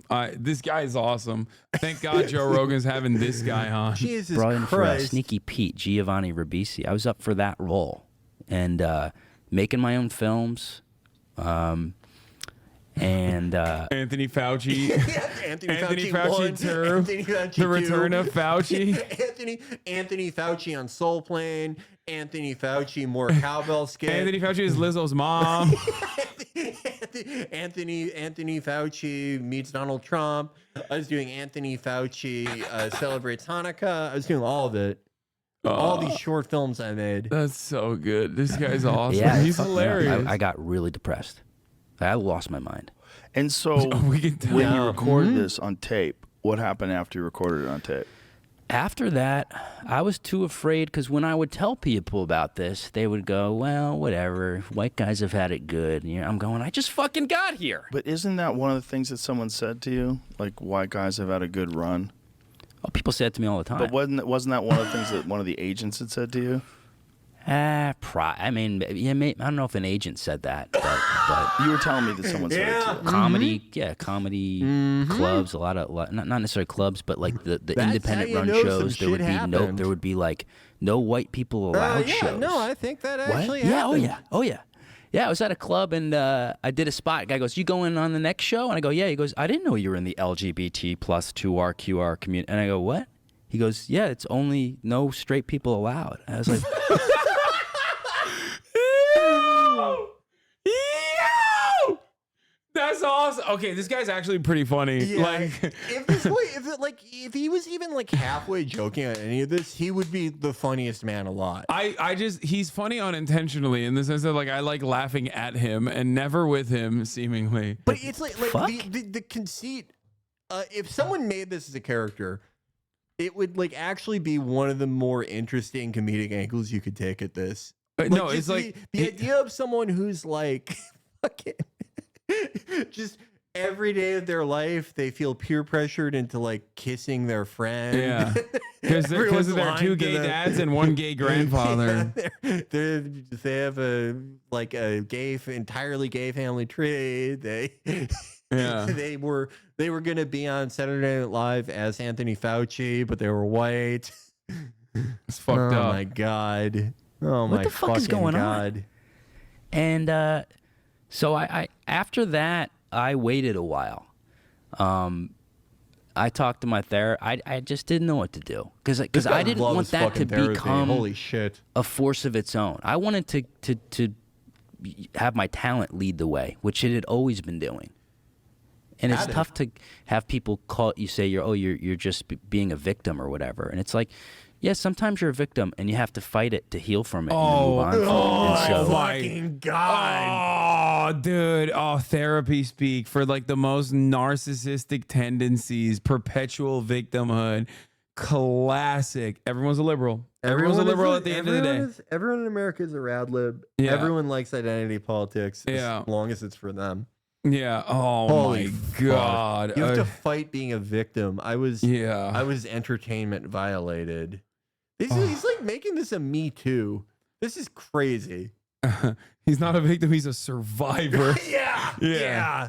Your silence on this is deafening. Silence is violence about cishet white male erasure. I thought if I don't fight this, I'm gonna kill myself because it's so humiliating. Holy fuck! Can you have some self-fucking respect, dude? Even if you were going to, don't tell people so that. much funnier if he just. Holy fuck! I hope you're lying. If this dude killed himself and wrote in the note like, "I killed myself because as a cishet white guy, I couldn't get any roles in comedy," that would. Oh my God, dude! That'd be his. That'd be his greatest work of all time. Like, put your head in the oven like Sylvia Plath. And your suicide note is a QR code that you scan it and you get your phone goes to his Anthony Fauci impression. And it's like, they wouldn't hire me because this was too good and I was white and that's why I did this. It's like, can you have some fucking self-respect, please? Yeah, bro. Going on fucking Joe Rogan, I was gonna kill myself. The QR code goes to this. Or from a turtle, or maybe even a field mouse. Now, you want to make sure you're standing at least 6 horses apart. Look here. What the fuck is this? What kind of content do you do? Who is this for? I know, dude. People who just fucking hate Anthony Fauci. I don't even know. I know people who are like annoying about the vaccine. They don't even care about Fauci that much. Not like this. They wouldn't find archival horse footage and use it to nail Fauci. This is Marjorie Taylor Greene. That's the one fan he has. Yeah. God damn it. Have someone go, your skin color is just not the time for it. And so I just thought, I'm gonna go for it. And I just put it on Instagram. I said, hey, I just got turned down for being white. Any attorneys out there? And one guy reached out and goes, He did the Elon Musk technique. Yeah. Which is the greatest. Hey, any lawyers out there?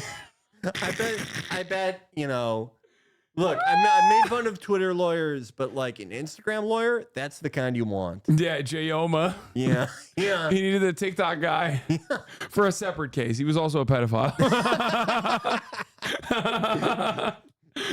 He's like, I'm a discrimination attorney. He goes, this is one of the most clear acts of discrimination I've ever seen. He said it's so funny because he's like perpetually getting locked into shit with like some of the scummiest dudes who are like, yeah, you're right. This is he cannot like every single transaction and conversation of his life is someone terrible like lying to him. Yeah. And he's like, what?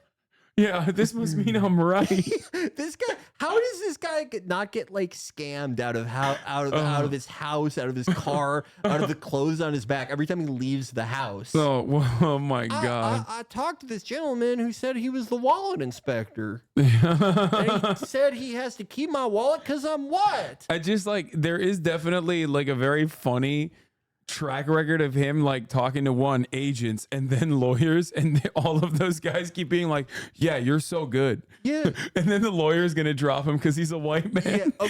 Okay, we can't, this court is no longer accepting white plaintiffs, so really fucking sorry. He's like, this reminds me so much of Strauss in Red Dead Redemption. Strauss, who made his whole living giving loans to people who lived outside and in caves. Yeah. Those are the people that are scamming him. You're scamming a comedian who has not made an income since 2003.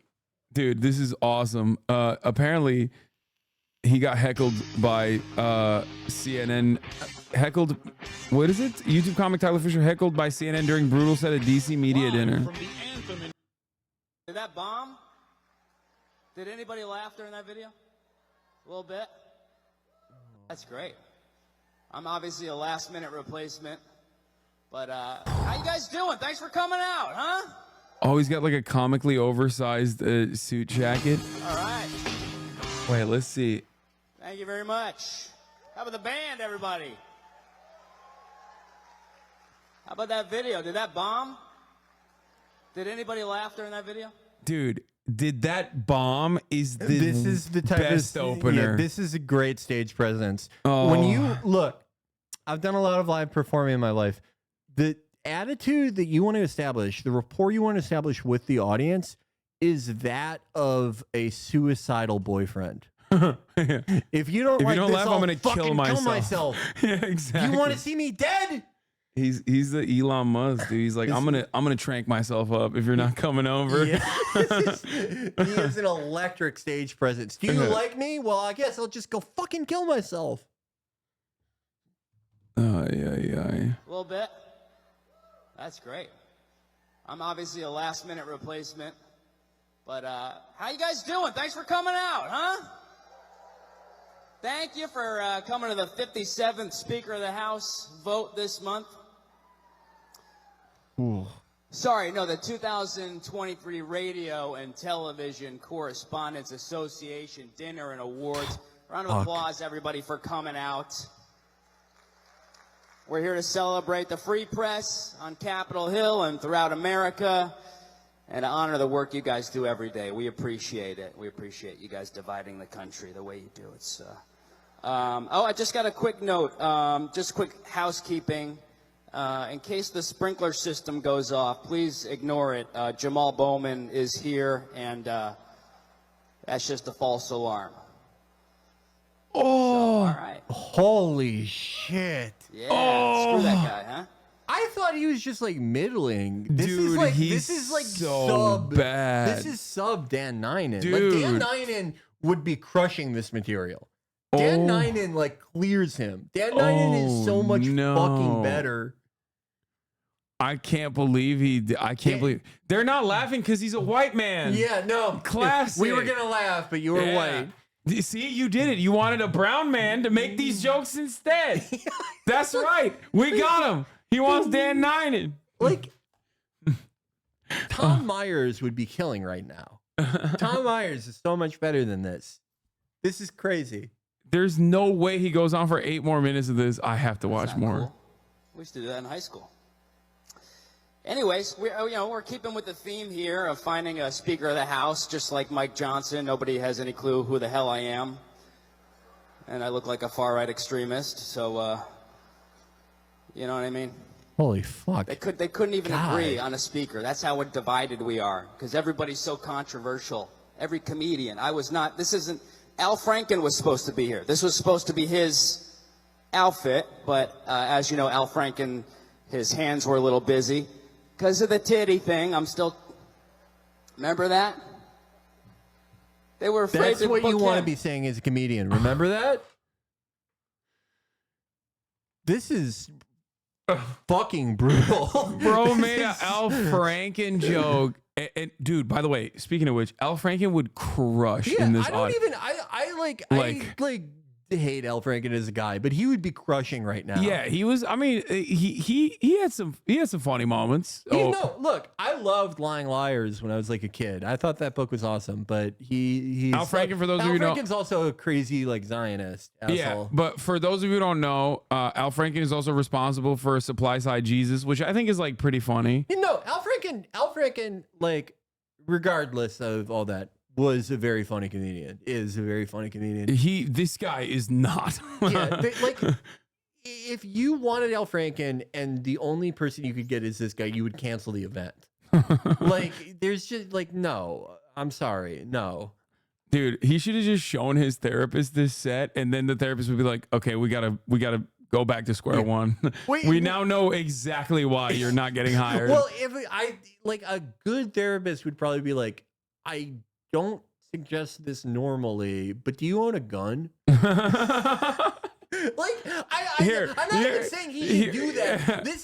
Here's a lot of opiates. Yeah, you would get the Dr. Drew special. Yeah. Here's some fucking fentanyl.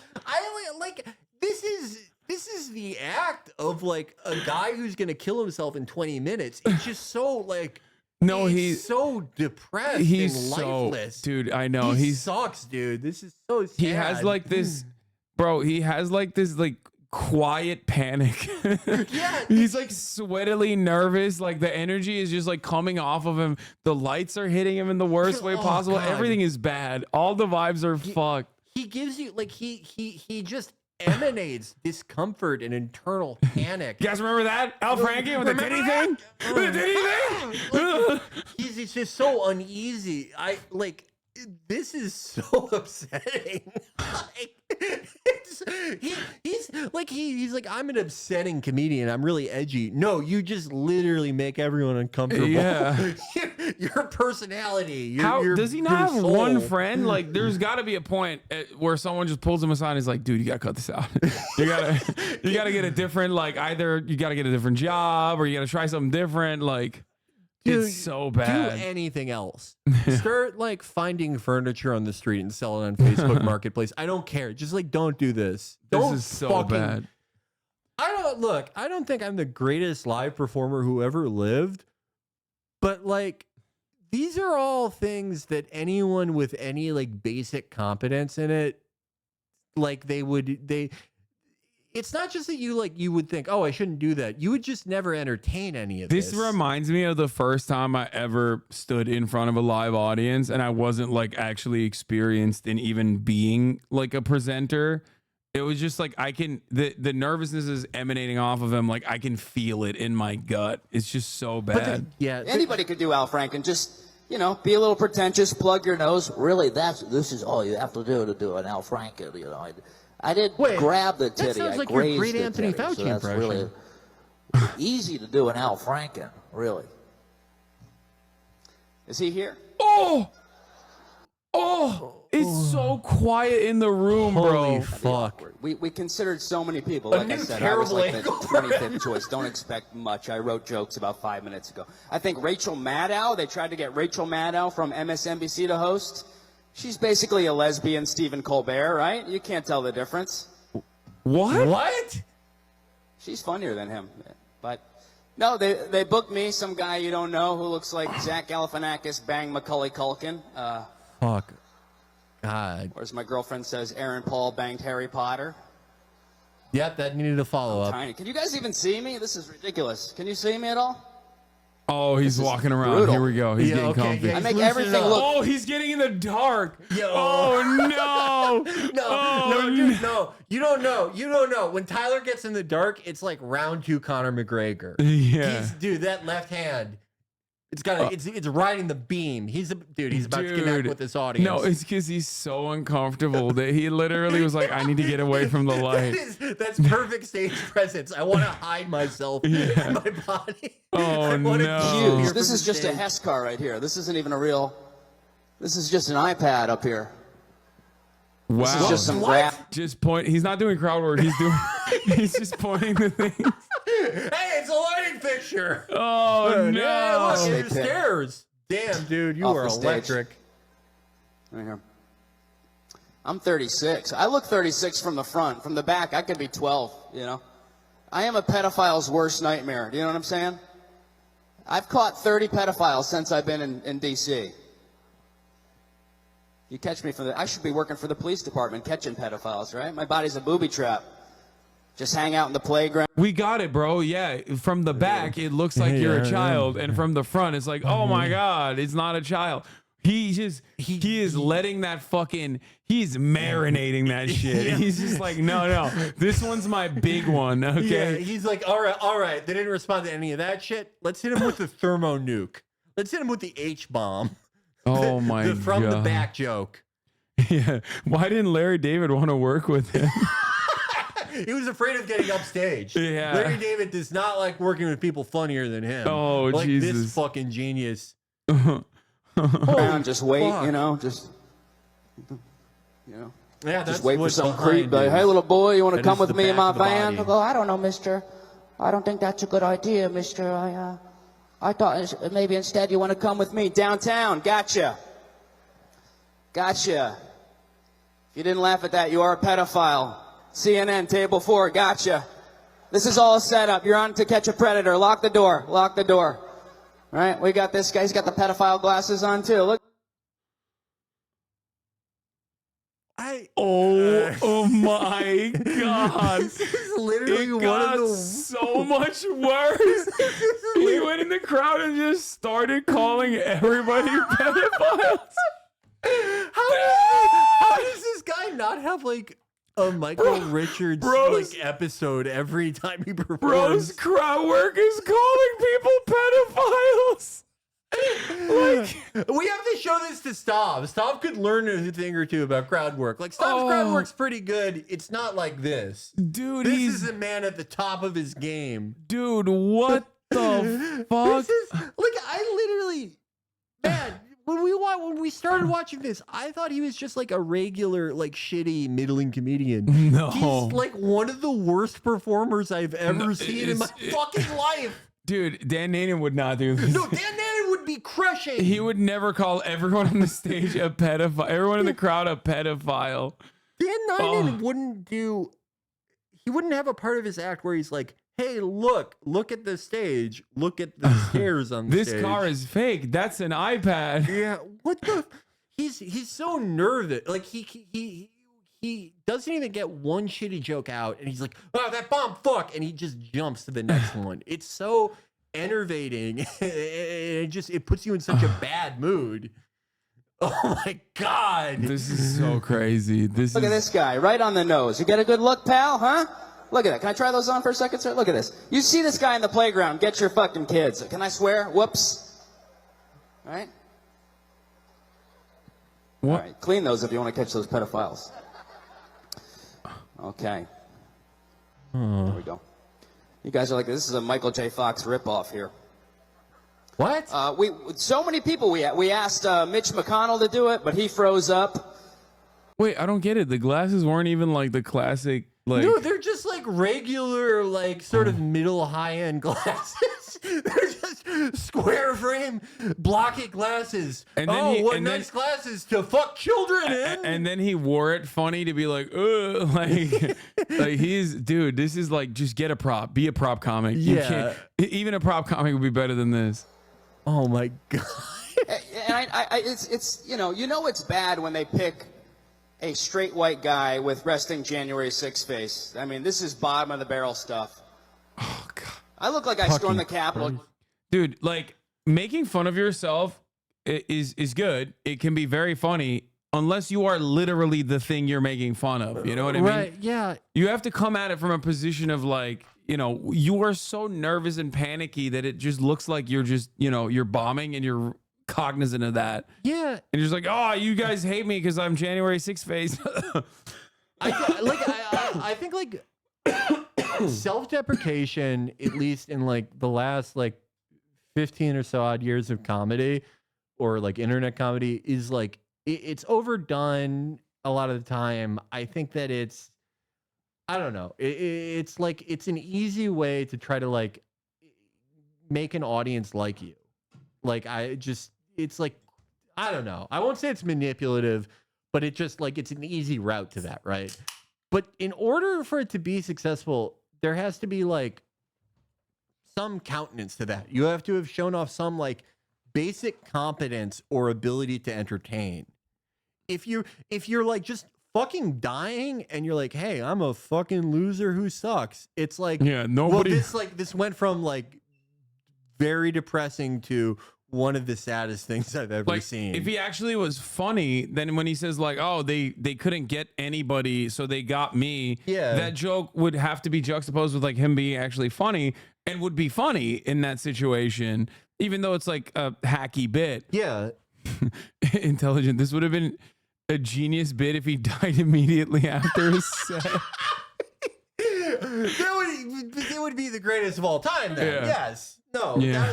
Then I would think this is a man dedicated to art. Yeah, he's like, I'm killing myself because I'm a white man and no one will laugh at the white man. If you did this verbatim and like you shot yourself in the head, it would be like on some meta level, I would be like, this is genius. Yeah. This is great. His magnum opus. Well, just to sell espressos, don't I? The white guy's back. This is bad. You guys are desperate, man. They actually, this is true. They were going to have the very first mentally disabled black vegan host this year, but Mayor Eric Adams was not available, so they had to, he's at a nightclub getting bottle service. Whoop, there it is. 2 true, 2 on the nose, that's fine. 2 on President the nose? Biden was supposed to be here. Can we get a boo? He chose Australia over you guys? Can we get a boo? Boo! Fox News in the back, thank you. Sorry, Dominion, thank you. What? You know, it's like when Elon Musk was, when asked about Elon Musk was asked about fucking Ava, he's like, nerve. That's what he did. Yeah. It's like Dominion. He can only just like associate the word with the other thing. Like that is the highest level his comedy goes to. Oh, Joe Biden. You mean corn pop? Wow, dude, you're fucking amazing. He's crushing. you know, there's so many people. No, this is not white mediocrity. He is not mediocre. No, mediocre would be like a huge improvement. This is like, yeah. I like watching stuff like this way more than I like watching something that's just like passable or kind of bad, because like, I don't know. I love like bad media because I feel like you learn a lot about a person by seeing what their artistic ambitions are and then what their capabilities are. By looking at that gap, you see a lot of the person underneath, and you see a lot of good and bad in that. I've watched so much bad shit for our show that I feel like I have a decent insight on this. Stuff like this is like very stultifying because the gap is so enormous that it verges on just pure delusion. That this is basically an insane person. That someone with these capabilities, their ambitions are so far beyond what they're capable of. They are practically mentally ill. But that mental illness is also like stopping them from like trying to go back to the drawing board and like figure out what the fuck you're doing wrong. Because he's like, no, yeah. I deserve this. I deserve this position. And there must be a secret reason why I can't get what I deserve. Yeah, like I know a lot of comedians who I think are like incredibly. Chad said you're all so jealous of him. yeah.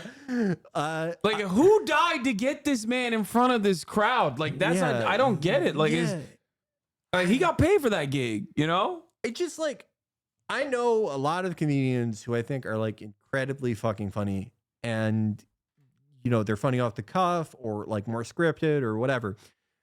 And like almost to a man or to a woman, like they are incredibly self-critical and like almost always like invariably hate the last thing they did. And I don't think that's like a good way to be. I don't think that's necessarily healthy or helpful. But with most like great comedians you see, there's like a strong degree of like self-criticism and like just very exacting high standards for their performances, for their jokes.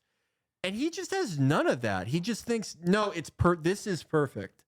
This is perfect. The only reason I'm not a fucking millionaire is because of anti-white racism. I'm so glad we watched his actual his like peak of his career comedy moment, so that like this completely destroys any doubt that people had that he did not get fired for being a white man. Okay. Like normally these are arbitrary things. Like it's subjective, right? Like, so there's a little bit of room for like disagreement where people could be like, oh, well, he's kind of funny to me. Like, no, I don't think the most like Facebook brain broken boomer would look at this and be like, this is not the best. Yeah, like the real, like whatever the real Mr. Burcham is would see this and be like, this fucking sucks. I would rather watch like Late Night with Lily Singh. Give me a taped copy of Late Night with Lily Singh. Or Sarah Cooper, who did get signed by AGI. Sarah Cooper's funnier than him. Oh no, she's funnier than him. Yeah, he's so fucking bad. But you're so right. It's like, just if we had just watched this with the same level of engagement as like anybody else who saw him on Rogan, we would have just assumed, okay, he's like a regular, like shitty comedian, but nothing like, nothing notable, like replacement level, like we said. No, he is like historically terrible. Yeah. This is amazing. Like you know, sometimes there's going to be swings and misses in comedy. You know, it's all fucking, you're trying, you're getting a reaction, whatever. Maybe the crowd is not eating it.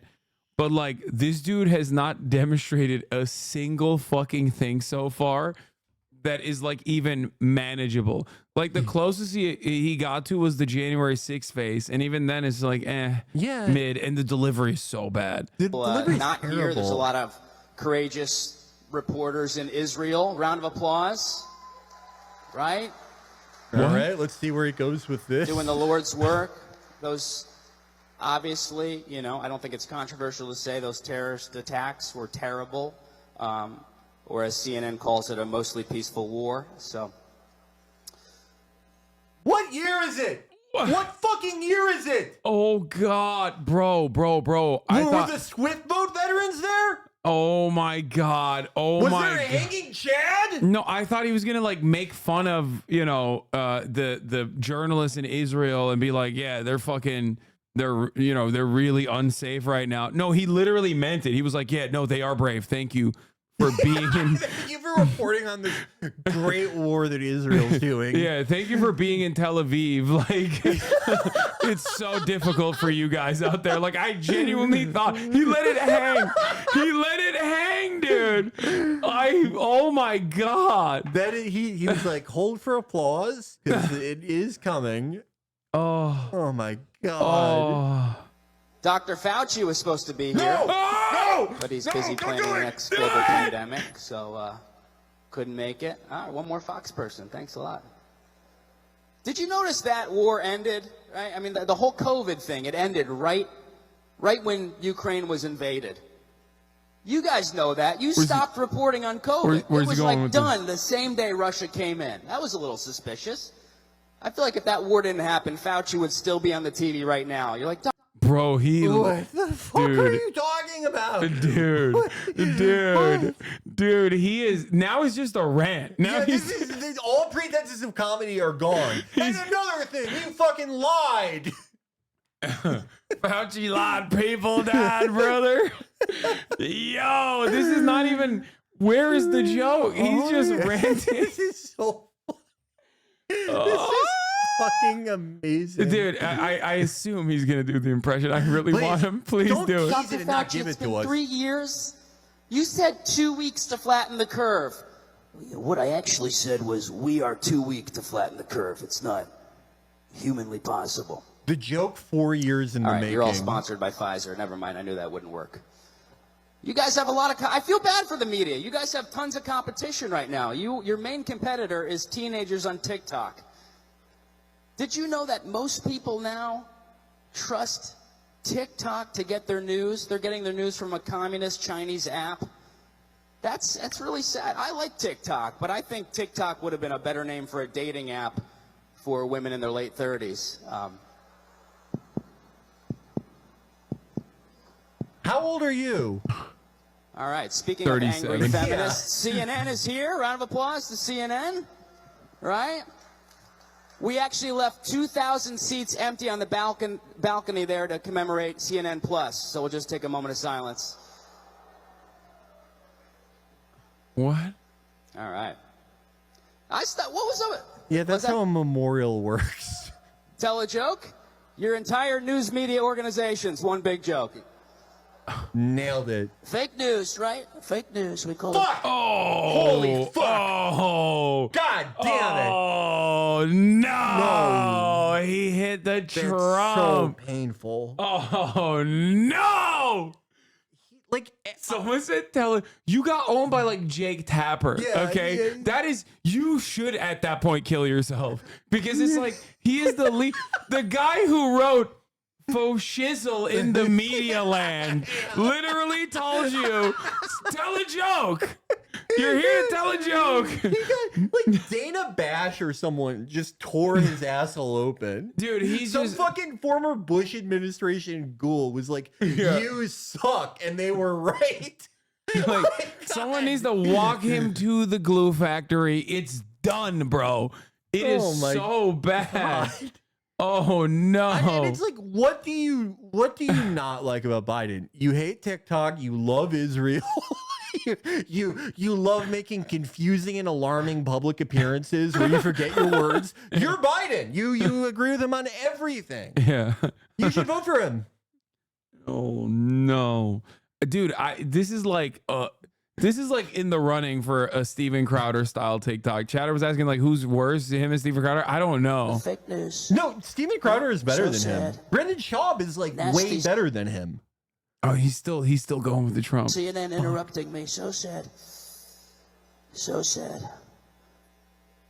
All right, I'll tell a joke. What's your he's mom's mad. name? He's mad. He's mad. yeah. Oh, he said, Oh, "What's you your just- mom's name?" You just stepped into the lion's den. Oh, You're no. about to get fucked on by the comedy god, bitch. No. I stopped watching CNN when they had that death ticker. You remember that? That was pretty cruel. You guys were horny for that death ticker. Wait, he's not even again. Yeah, this is no just jokes. This is just a rant. Yeah. You are spiraling out of control and just fucking getting mad at CNN. He's just repeating conservative grievances. This is Where's the joke? All my favorite jokes are in this set. You should be ashamed of yourselves. How dare you? How can you look in the mirror, sir? How do you sleep at night? I'm so mad at you. All my favorite hilarious jokes. God damn it, Every dude. single day. It was like checking the stock market. But a fun fact about the Yeah, death that also ticker, has numbers. if you actually Great. play it in reverse, it shows CNN's ratings in real time. So, well, I've already been canceled. What is a rating of negative 5 million, you fucking idiot? What are you talking about? Dude. It's just what the fuck? What the fuck? Dude, there's people there that hate CNN. Fox News is there. Even they're not laughing. No. My man can't make the crowd laugh at all. Because, like, notice, listen, it's not a mic problem. Because, like, in the beginning when he first comes in, you can hear the audience cheering. Yeah, the audience is mic'd. Yeah, see, you can hear them. Yeah, you can hear them cheering, chat. So, like, I'm showing you that just so you understand. Like, it's not like a mic situation. Like, no one is laughing. We're all sponsored by Pfizer. Never mind, I knew that would. Empty on the N plus, so we'll just take a moment of silence. And interrupting me, so sad. So sad. I've already been canceled as a comedian, so they made a big mistake. You work it. But a fun fact about the death ticker, if you actually play it in reverse, it shows CNN's ratings in real time. So, well, I've already been canceled as a comedian, so they made a big mistake booking me. You guys ready to start a show? We got a great show. You guys ready to start the show? The leg warmers are here, right? We got Cuban food. At least the food is diverse. The chefs won't get canceled. We got Cuban food from Miami. We got Florida stone crab, and the party's going all night. Plus, we have a very special speaking guest later, a keynote speaker. I think you're going to like. This guy's actually funny. And we're going to do a quick word from our sponsor. Guys, round of applause for coming out. Thank you guys so much. They're calling him the most charismatic man of all time. Hi, everyone. It's Senator Chuck Schumer. It's fucking death when it goes from you to Chuck Schumer, and I'm like relieved to see Chuck Schumer. I'm like, oh, thank God, someone funny. Someone with a warm personality. Oh Someone who my doesn't freak me God. out. Chuck Schumer. I've never been happier to see that fucking demon than this. It's so bad. It's so bad. Jesus Christ. Joe Rogan needs to be lobotomized for having him on, dude. What the fuck? God. That's crazy. Has anyone gotten this to Joe? Has Joe seen this? Oh my I imagine Lord, not. dude. Clear cut. And He's dead now. He did he worked on Joe Rogan's comedy store in Austin, and then Joe Rogan executed him with a karate chop to the neck. Brendan Shaw was the last white guy allowed here. You're done. This is so bad. So that was a couple God. years ago. So it's an ongoing thing. These things take a long time. But And so what are you're suing for discrimination? Is that what you're suing for? Like, yeah. Yeah, every race is protected under the civil rights laws. There's no. Isn't that crazy though that they would think they're so encaptured by this fucking mind virus that they would think it's okay to be racist to white people? Not only okay, but like celebratory. Yeah. You know. Wild. Yeah, and I don't let people fucking do that to me. People think, dude, thank God there's a guy out there speaking for me. You know, us white guys, we've had it rough. We've had it tough. I'm sick and tired of it. Okay, racism, the real racism. I'm sick of being a victim. I'm a survivor now. Like, damn, dude. Yeah, no, this is like it is amazing. It's practically an affirmative action program for mentally ill people that he can even draw an income from comedy. Yeah, like that should not be allowed. You should not be able to like legally call yourself an entertainer. You have never legally provided that as a fucking service. Oh, it's so good. I'm just this nice little. I'm a fucking animal. When you grow up in a crazy environment and you survive it, man. It's like real bro's survivor. talking about having 2 gay dads like it's fucking growing up in a bad neighborhood or some shit. He's like, dude, you had like 2 loving, caring fathers. Like, the fuck's wrong with you? Fucking come at me. He's got to be like, and I said I'm gonna. It's a hill I'll die on. I don't care. People I've ever I was like, this is war. Like, We are in a like selling out your family at the behest of the worst comedy for the lowest degree of remuneration possible. How much could you possibly be making? How much could you possibly be making from this fucking piddly bullshit? Oh, it's How so much? bad. To throw your fucking family under the bus like that. Like, fuck you, man. He's 5'7". You will never understand his struggle. Yeah, but he's not even talking about short rights. He's talking about fucking white men not getting what's due. I know a guy who is significantly shorter than that. He's one of the funniest people I've ever known and has an amazing presence on the microphone and on stage. That's not the problem. His name is Nick Mullen. No, it's someone else. But it's like, all the problems that this guy supposedly has, they have not been obstacles for other people. He just is a historically inept person. Yeah, oh God, it's so good. Full blown culture war, and I would give up everything for it because I also owe it to people that can't fight for themselves. I had this 10-year period where this shit wasn't going on. I built up my acting chops, my comedy chops, with nobody saying you can't do that, you can't say that, and so I had this kind of this energy. I go, I have to. No one's gonna do it for you. I saw Jordan Peterson, fight for that Bill C-16 thing. Yeah. And I go, holy shit! Watching if it's worth watching the congressional hearing in Canada, where he's explaining you can't compel speech. You can't tell somebody you have to say my pronoun. Dude, guy. But you want to compel audiences into thinking you're funny when you're not. Yeah. You just want that, but for your career. Guy, you want 10 million people to all be forced at gunpoint to be like, no, Tyler, you're fucking hilarious. Guy who got motivated by Jordan Peterson congressional clips is like a bit in and of itself. Yeah, that's what got me into comedy. Yeah. This crying benzo addict. I'm not gonna say, geez, you're holy shit. I'm gonna go bomb in front of C-SPAN. Oh no. Pronouns, or you go to jail. He's like, this is gonna get out of fucking control. Everything he said came true. Yeah. I had him on. Yeah, it's all everyone. came true. Everyone in Canada is getting arrested. Yeah, Canada is a prison colony now, filled to the brim with people who are not respecting others' pronouns. Trudeau is a madman. Yeah, the Jordan Peterson thing is like extra funny because like much like many conservative grievances, it just got so completely out of control off of a complete misunderstanding or a deliberate misunderstanding that like the Canadian Bar Association had to like make press releases and the government had to describe to people like, no, we're not going to put you in jail for misgendering someone. Please stop saying this. Like he set up a fucking moral panic with YouTube clips because there are too many dumb guys like this. If I got like ticketed in Canada for like hate speech against Israel. I wouldn't let it happen to me. Like I wouldn't, if you like let Trudeau put you in like a gulag, that's sort of like on you. It's like when people say Russia stole the election. Okay, well, like, yeah, true. That's your law. Like, you fucked up. Yeah. I would never let Trudeau infringe my speech. Yeah, fuck those truckers, dude. You know what I'm saying?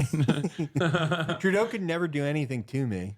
Yeah, the truckers that were representative of the real working class movement. That's my favorite type of guy, like, who's like, I'm a communist, and I think that all the farmers in the Netherlands and all the truckers in Canada, like, those are the only real workers, not fucking Starbucks baristas, I love that dude. shit because everyone is always into that shit for like the 2 weeks it's being covered by conservative media, and then they just never talk about it ever again. Yeah. What happened to the real workers? Did they all die? Like, you're not talking about it anymore. Yeah, they just got back to work, you know, doing the real, doing all the work. Oh, anti-vax truck drivers. When at the beginning of that stuff. And I remember people saying to me, like, why do you care about what happens, these obscure moments that happen in these universities? Like, and I had Brett Weinstein on after the Evergreen College thing, same kind of thing. That was in 2015, bro. That was like, or 2016. What are we talking about? Brett Weinstein's also like a better comedian and entertainer than Tyler Fisher. Like, name anyone in conservative media, they're more talented than him. Name everyone in liberal media. Dude, it is crazy that they're still like festering in these grievances from a fucking decade ago at this point. At Evergreen College, Brett Weinstein. Brett Weinstein got yelled at by a bunch of fucking, excitable freshmen for being, I don't know, racist or some shit. I don't even fucking remember. And he like literally set up a media career off of being a Joe Rogan dick rider. And obviously like it fizzled out completely, but like the grievances are permanent. Like he still talks about this. That Evergreen College was ever a national issue. If a family member, if even like a lesser cousin of mine was like, I'm going to Evergreen, I would kill them.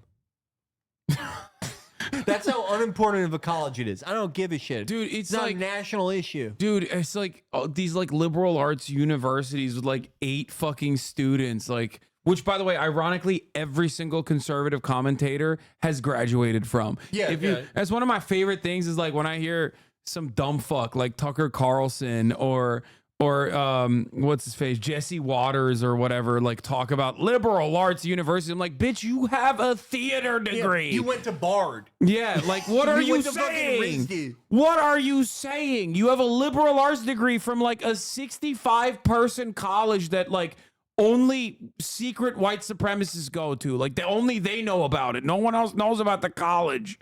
They're all their kids go to like Tisch School of the Performing Arts.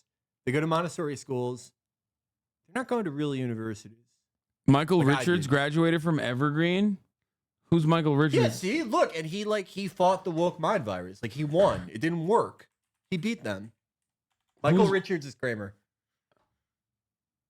Oh, Kramer. Oh, that makes sense. Yeah, I'm glad he did that. Look, I'm serious. Let's see. My related search for Tucker, or my previous search for Tucker Carlson is Tucker Carlson's CIA dad. Let's see. Tucker Carlson College. Yeah, he went to Trinity College, dude. Private liberal arts college in Hartford, Connecticut. I don't know a ton about Trinity. But that's what it's like, one of those schools. It's like one of those fucking schools, man. It's fucking ridiculous. I hate this shit. Ay. How many people? Dude, 2,000 students. 2,000 students. At that point, that's a high school. Yeah, that doesn't count. That doesn't count as a degree. I'm sorry, no. And then he just sits around and is like, woke liberal arts universities. Like, come on, bro. And I was saying, like, you don't know, these people are going to graduate. Do you understand what this is the future? Yeah. Like these attitudes that are these kids are being indoctrinated into, these also, mindsets. Jesse Waters also in the Trinity. Expand, and they're going to be involved in the workplace, and they're going to be involved in politics and culture. Like this mind virus is going to go everywhere, and you got to say what it is. You got to call it out when you see it. That this is kind of crazy. And Silence is violence. Obviously, all these years later, I mean, this was like 2016, I guess. Yeah. So here we are, you know. Yeah, things have gotten out of control because, like, in 2016, it wasn't a problem, and it's still not a problem. It's just a problem only in your mind. And as it festered in your mind over and over again, as you repeated to yourself that this grievance is real, yes, you have personally bludgeoned your brain. And what remains of it? He's like, people are joking about how Nick Merckx got CTE from streaming. He got CTE from podcasting, dude. Like, it just doesn't make any sense. Yeah, things are getting worse. It's not that like every single person I know, that any like funny or interesting person that I knew or any smart person, they've all been replaced by people who exclusively seek this shit out to complain about it. And that's all I hear about it. It's not that. It's just things holistically are getting worse. There is a secular decline. West has fallen. Billions must die. Yeah. It was, yeah, things would be so. Everyone I know, this is all they fucking talk about. I know. It is absolutely the death of comedy, that just like constantly complaining about wokeness killing comedy. Ugh. So fucking bad. Well, he's part of the reason I pursued this, Jordan, because he's like, you have to tell the truth. That's it. Tell the truth. Or tell the truth, or at least don't lie. You know, it's like, well, like you can't bloody compel my speech. Oh, he's doing a Jordan Peterson impression. Thank God. You know, that's pretty good. Clean your damn room. You know, it's like finger a cat. Rescue your father from the bell. It's like, well, you know, it's like, you know. How'd you develop that one? That's a good one. You know what? Joe, you are the most dishonest man in the world. Joe, you are such a baboon, bro. I swear to God, No, he is such a fucking dumb fuck. He's satanic for encouraging this guy's delusion. This guy just did one of the worst bits I've ever seen, and Joe's like, that's really good. How do you develop that? Joe, you know what bad comedy is. Come on, man. I don't think he does. I think I think conservatism unironically rotted his fucking brain. Maybe I am wrong. I like to believe there's something in him that still recognizes when he's seeing just complete shit. I think most people would see that and be like, this sucks. I think, you know, actual depolarization would be Americans, all types of Americans. You know, Mr. Burcham types who have Israel mugs, rad libs, DSA people, groypers, all of them coming together and being like, Tyler Fisher fucking sucks. Yeah. This shit's terrible. Except for Joe Rogan. Except for Joe Rogan. He's the one person outside of that If group. you are just like, if you have your brain broken by Facebook, you are gonna like Tyler Fisher, I think. I assume. I don't even think those guys like him, to be honest. Like, no, I mean, they're not, like, they don't support anything he does. Nothing he does gets any. I've never seen any of these guys like promote him besides Joe right now. Ay. Why? Because I was in a little emasculated little him living in New York, and I would sit in my room and watch his lectures with my fucking head would explode. I go, holy, this is all the shit that I think. Bro, why are you admitting this, bro? That's so embarrassing for you. Oh, God. He literally said, like, I felt like, I mean, he's basically giving the game away. Like, this is how so many fucking weird losers, like, become Jordan Peterson fans. This is like, you know how like tons of movies made in the last 4 years have like a stupid incel character that's clearly taken from like the writer's like cultural fears and delusions. It just became like a cause célèbre among like liberal screenwriters, and there's always a character like that in like 1 out of every like 10 big movies that come out.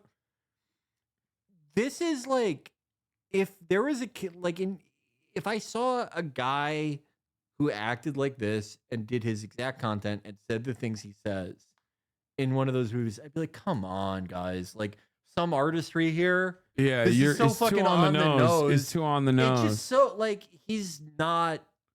I know, maybe I use this term a little liberally. Another not a real person. No, this person... He's not a real person. This person is literally the fucking, like, Burcham joke that we looked at earlier. Like, but a human being. Yeah. Like, He is okay. Now we know who wrote those jokes about like the cat litter and the cat dabbing. Like this is the type of shit that he'd be like, "That's a bit. That's all time great." Holy fuck. Okay, I want to hear what he's doing when he's in the first pocket. president with a mugshot. That's wild. That is wild. He's the only person that can actually make that somehow sound cool, right? 34 counts. Nobody could do it. Nobody could do it. All right, these are big numbers. El Chapo couldn't do it. He tried. He tried. He couldn't do it. 26 counts. What a failure. Al Capone, 29 counts. Amateur hour couldn't do it. They said, sir, even the Zodiac killer, I call him the Zodiac loser. Think of that. He couldn't do it. All right, he couldn't do it. Okay, so that's his best one. Are the audiences like recently freed hostages? Is this like the first human being that's talked to them? Bro, this is election special, okay? Things to bring this country together is doing an age cap on our politicians. You know, we can start young. I hate that like all of his uniting jokes are also like so fucking like he's just like trying to appeal to like a centrist audience by being like, yeah, we all fucking hate how old these guys are, right? Come on. I mean, yeah, but it's like I don't know, it's just so like contentless. It's so I feel like it's like more upsetting to see him perform in front of a moderately receptive audience because it's like now you're questioning what you know about the people living in society next to you. Yeah, I mean, I don't know. It's more so that it's like he shouldn't feel any encouragement. Like no one should be propagating. He claims he got banned from being he claims he got banned from Hinge for being white. They're just real garbage people on there. I'm banned. What did you do? I got banned from Hinge. They force racial dating, interracial dating. And I have no problem. So many women of all different races. I don't think they kick I you don't off see Hinge color. I if do you see won't Jews, however. date outside. But We're gonna be right back. So I did a screen record, right? It was about 200. He sees Jews. He doesn't see color. He sees Jews. That's what he said. You missed it. Just huge fat black women, which again, I find a lot of fat black women. It's the host of the other show. Yeah. So I was trying to find her. Is that how you were going to open up on the other show? Yeah. Let me show you ladies my Hinge screenshot. Is this you? I screen recorded it, and then one of the higher ups at Hinge told me two things. She said, you're not going to get any matches because your height, because now 90% of women filter out men under 6 feet tall. Dude, people are always like telling him secrets. How is he always? He's always getting to like an executive, someone at the highest level of any company he ever deals with is like, listen, you would be fucking all these women, except you're too short and you're white. Like just any professional. This guy's this is his thing. The CEO directly comes to him. He and just is like, hey, you're actually the best guy who ever did this, but I'm not supposed to tell you this. But actually, we can't help you out because you're white or you're short. Oh my god, dude, She literally goes, "You're." This was one of the runners of Hinge. And the runners of Hinge, yeah, one of the runners of Hinge. She confirmed that if I asked someone what their force... job was, and they were like, "I'm one of the runners of Hinge." You 7 years old? What the fuck? Yeah. Who the fuck? Yeah. Who describes the world like this? It's the CEO, dude. It's the one of the runner. The runner. It's the runner. My niece is like, she has a much better verbal command of him, and she was born in 2020. A comedian should have some handle on speech and it's so good. Words or anything. Racial dating, which is like, I think it's the runner of Hinge was like, we're trying to do miscegenation. How did this conversation even start? We're trying to get white genocide going. Yeah. How did this conversation even start? Was he like, he just got cold called? Hey, who's this? I'm the runner of Hinge. We're kicking you off because you're white. That's so and awesome. You're short. This guy's great. He's such a fucking bad liar. He's so you can tell so much. Wait, are you telling me you don't believe that all of these people that run shit, runners, as he said, runners of companies, keep telling him the secrets? Like the agent that was like, we can't hire you. You're white. You're a white man. We don't hire white men. You're so good. Dude. You're the best comedy's ever going to get. You would be fucking every girl in this app if you weren't white. You know that guy on YouTube Dreading? The guy who does crime videos? What? He's like Jim Can't Swim. He's like, does that type of thing. Uh-huh. I really like that guy. Wait, what's the name? Dreading. Oh, Just called Dreading. I haven't seen it. And he does deep analysis of these like really crazy people who they killed their kid or something. And he's like, it's not like it's like above pop psychology. He has like a pretty decent insight on how a narcissist behaves or like the types of things that people do when they lie. He mostly analyzes insane murderers, but I would pay Dreading an enormous amount of money to analyze Tyler Fisher. I want his insights on him because he always lies in the same way. His lies are so fucking pathetic and threadbare. I want someone who actually knows what they're talking about to look into this person's psyche. Okay, I'm pretty sure this is his account. I'm pretty sure he set this account up to be he's killing it. I wouldn't say hurling a full beer can at a comedian is killing it. That's actually an entirely different human with the same name. How's the lawsuit going? Still ongoing, but he did another movie and as a tour manager in his first big theater gig at Gramercy. Why are you talking in third person, Lamau? Because I'm not Tyler Fisher, I'm a fan. I don't know which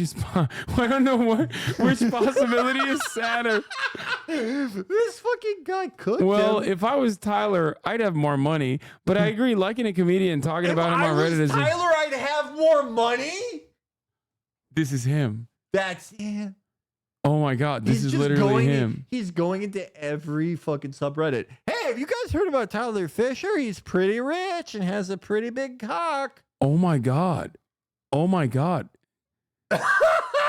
Oh my God. He's exclusively posting about Tyler Fisher. Oh my God. And he's a moderator of Tyler Fisher fans with three members. Oh my God.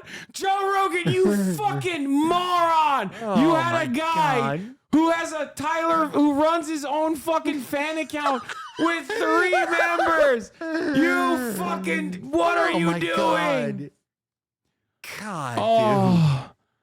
Oh my God. Tyler is actually a gifted stand-up and impressionist. He's been grinding for years and is at the Comedy Cellar in Rogan's Club and is now touring the country and Canada. The people in charge of the show picked someone who has a disdain for mainstream media, as do I. It was a bad match. Oh, on the DC Correspondents' Dinner. Oh God. Did anyone see what happens when a YouTube comic is allowed on a real stage? I read a portion of it and it was as bad as I read. Phew, update. Oof, watch the video and I regret it. Ouch, so much wrong with it. Oh my God, this is his account. Oh my God. Pre-canceled, he's just posting. Oh my God. Oh my Lord. He's Gutfeld. He's actually really funny. The crowd has stick up their butts. Oh my God. This is Tyler Fisher will be running his new hour of material tonight at 8 p.m. in Brooklyn Comedy. One upvote. That's just him. He automatically uploads his post. Wait, I need to see the Tyler Fisher fans community. 5 members, 13 online. Chatters immediately went in. You guys are assholes. Yeah, immediately. I need to check this subreddit in an hour. It used to have 3 members. Now it has 5. You guys are so annoying. I'm gonna set a reminder when I get home to check this tomorrow. It's gonna be look 7 months ago. He played a character. They took my name for Lady Ballers. He played a character named Felix. When I say I have plans Friday night, this is what I mean. Yeah, let's get this Tyler Fisher meme viral. Let's get everyone posting this viral, relatable fucking Tyler Fisher meme. Oh no, dude! The country has Tyler Fisher fever. Everyone is posting that fucking cat picture. Dude, that's crazy. This is so sad, brother. This is the saddest fucking thing. Tyler's got some serious talent. He posted this. He posted this on Damn That's Interesting a year ago, and they removed it. Oh. No. We can't see the comments. See full discussion. Oh, all the Christians are gonna. Oh, he's. Wait, did he post it or someone else post it? Wait, he was on with Bill Burr? Going to hell. That's brutal, right? Oh, his Bill Burr's actually kind of good. I'm not gonna lie. That's freaking brutal. Okay, that's the first one where it actually kind of sounds like the guy. Now I get home, she's watching Oprah, right? I go, can you watch anything else? Nah, she's brutal. 2 weeks. Oh, no. He's no. like, that was too good. I need to go into Fauci. No. He cannot. The second he starts doing impressions, he's like, all right, got to go back to old reliable. Look at this. Look at these fucking assholes. 62 members. You guys are fucking pricks. It's 44 online. Poor Tyler Fisher is going to see this. You know he has like alerts set up. He's going to be like, oh my God, Tyler Fisher fans is exploding. Stop saying. You guys are stop posting in his subreddit. He's gonna think this is real. He's gonna think this is a real. I got motion. He's like, he's sitting there like, fuck, dude. You see this shit? Yo, I'm blowing up. Thank you, Joe Rogan. You guys are gonna cause him to kill somebody. He's gonna freak out and shoot a place. Finally, my Rogan appearance really put me in orbit. You guys are such fucking ass. He's gonna get fucking bro. He's gonna get banned off of every app. He's gonna be like Laura Loomer. Yeah. I have got to check that place tomorrow. Ay. Oh my God. That's so bad. Oh my God. This is like. I gotta say, like, going into the whole Tyler Fisher thing, I was like, how much can we get out of this? He's just like a regular, because of the thing that Staub said, where it's like he was just like a regular comedian and he realized he could get some burn through being conservative. I was like, like if Staub knows him, he's probably like halfway competent. Like, how much can we get out of this? And it turns out to be, this is like one of the most upsetting, like, he's just like mind-boggling, stultifying things I have ever fucking seen. He's just so bad. Like, he's not excited to be a part of this community. Some cool chaps put me onto this man. Very underrated. 168 members, 85 online. God damn, dude. Ay. Bro, it had 3 members. What are you guys doing? Oh. He's gonna do comedy another 10 years because of this. Like, yeah, he was gonna quit. Okay. We're done. Stop showing me posts. I want to play Elden Ring. Okay, right. Felix, do you want to guide me through this boss battle? Okay. Or do you want to go home to fucking play Elden Ring yourself? If you want me to guide you, I could guide you a little. Okay, this is why I brought you here.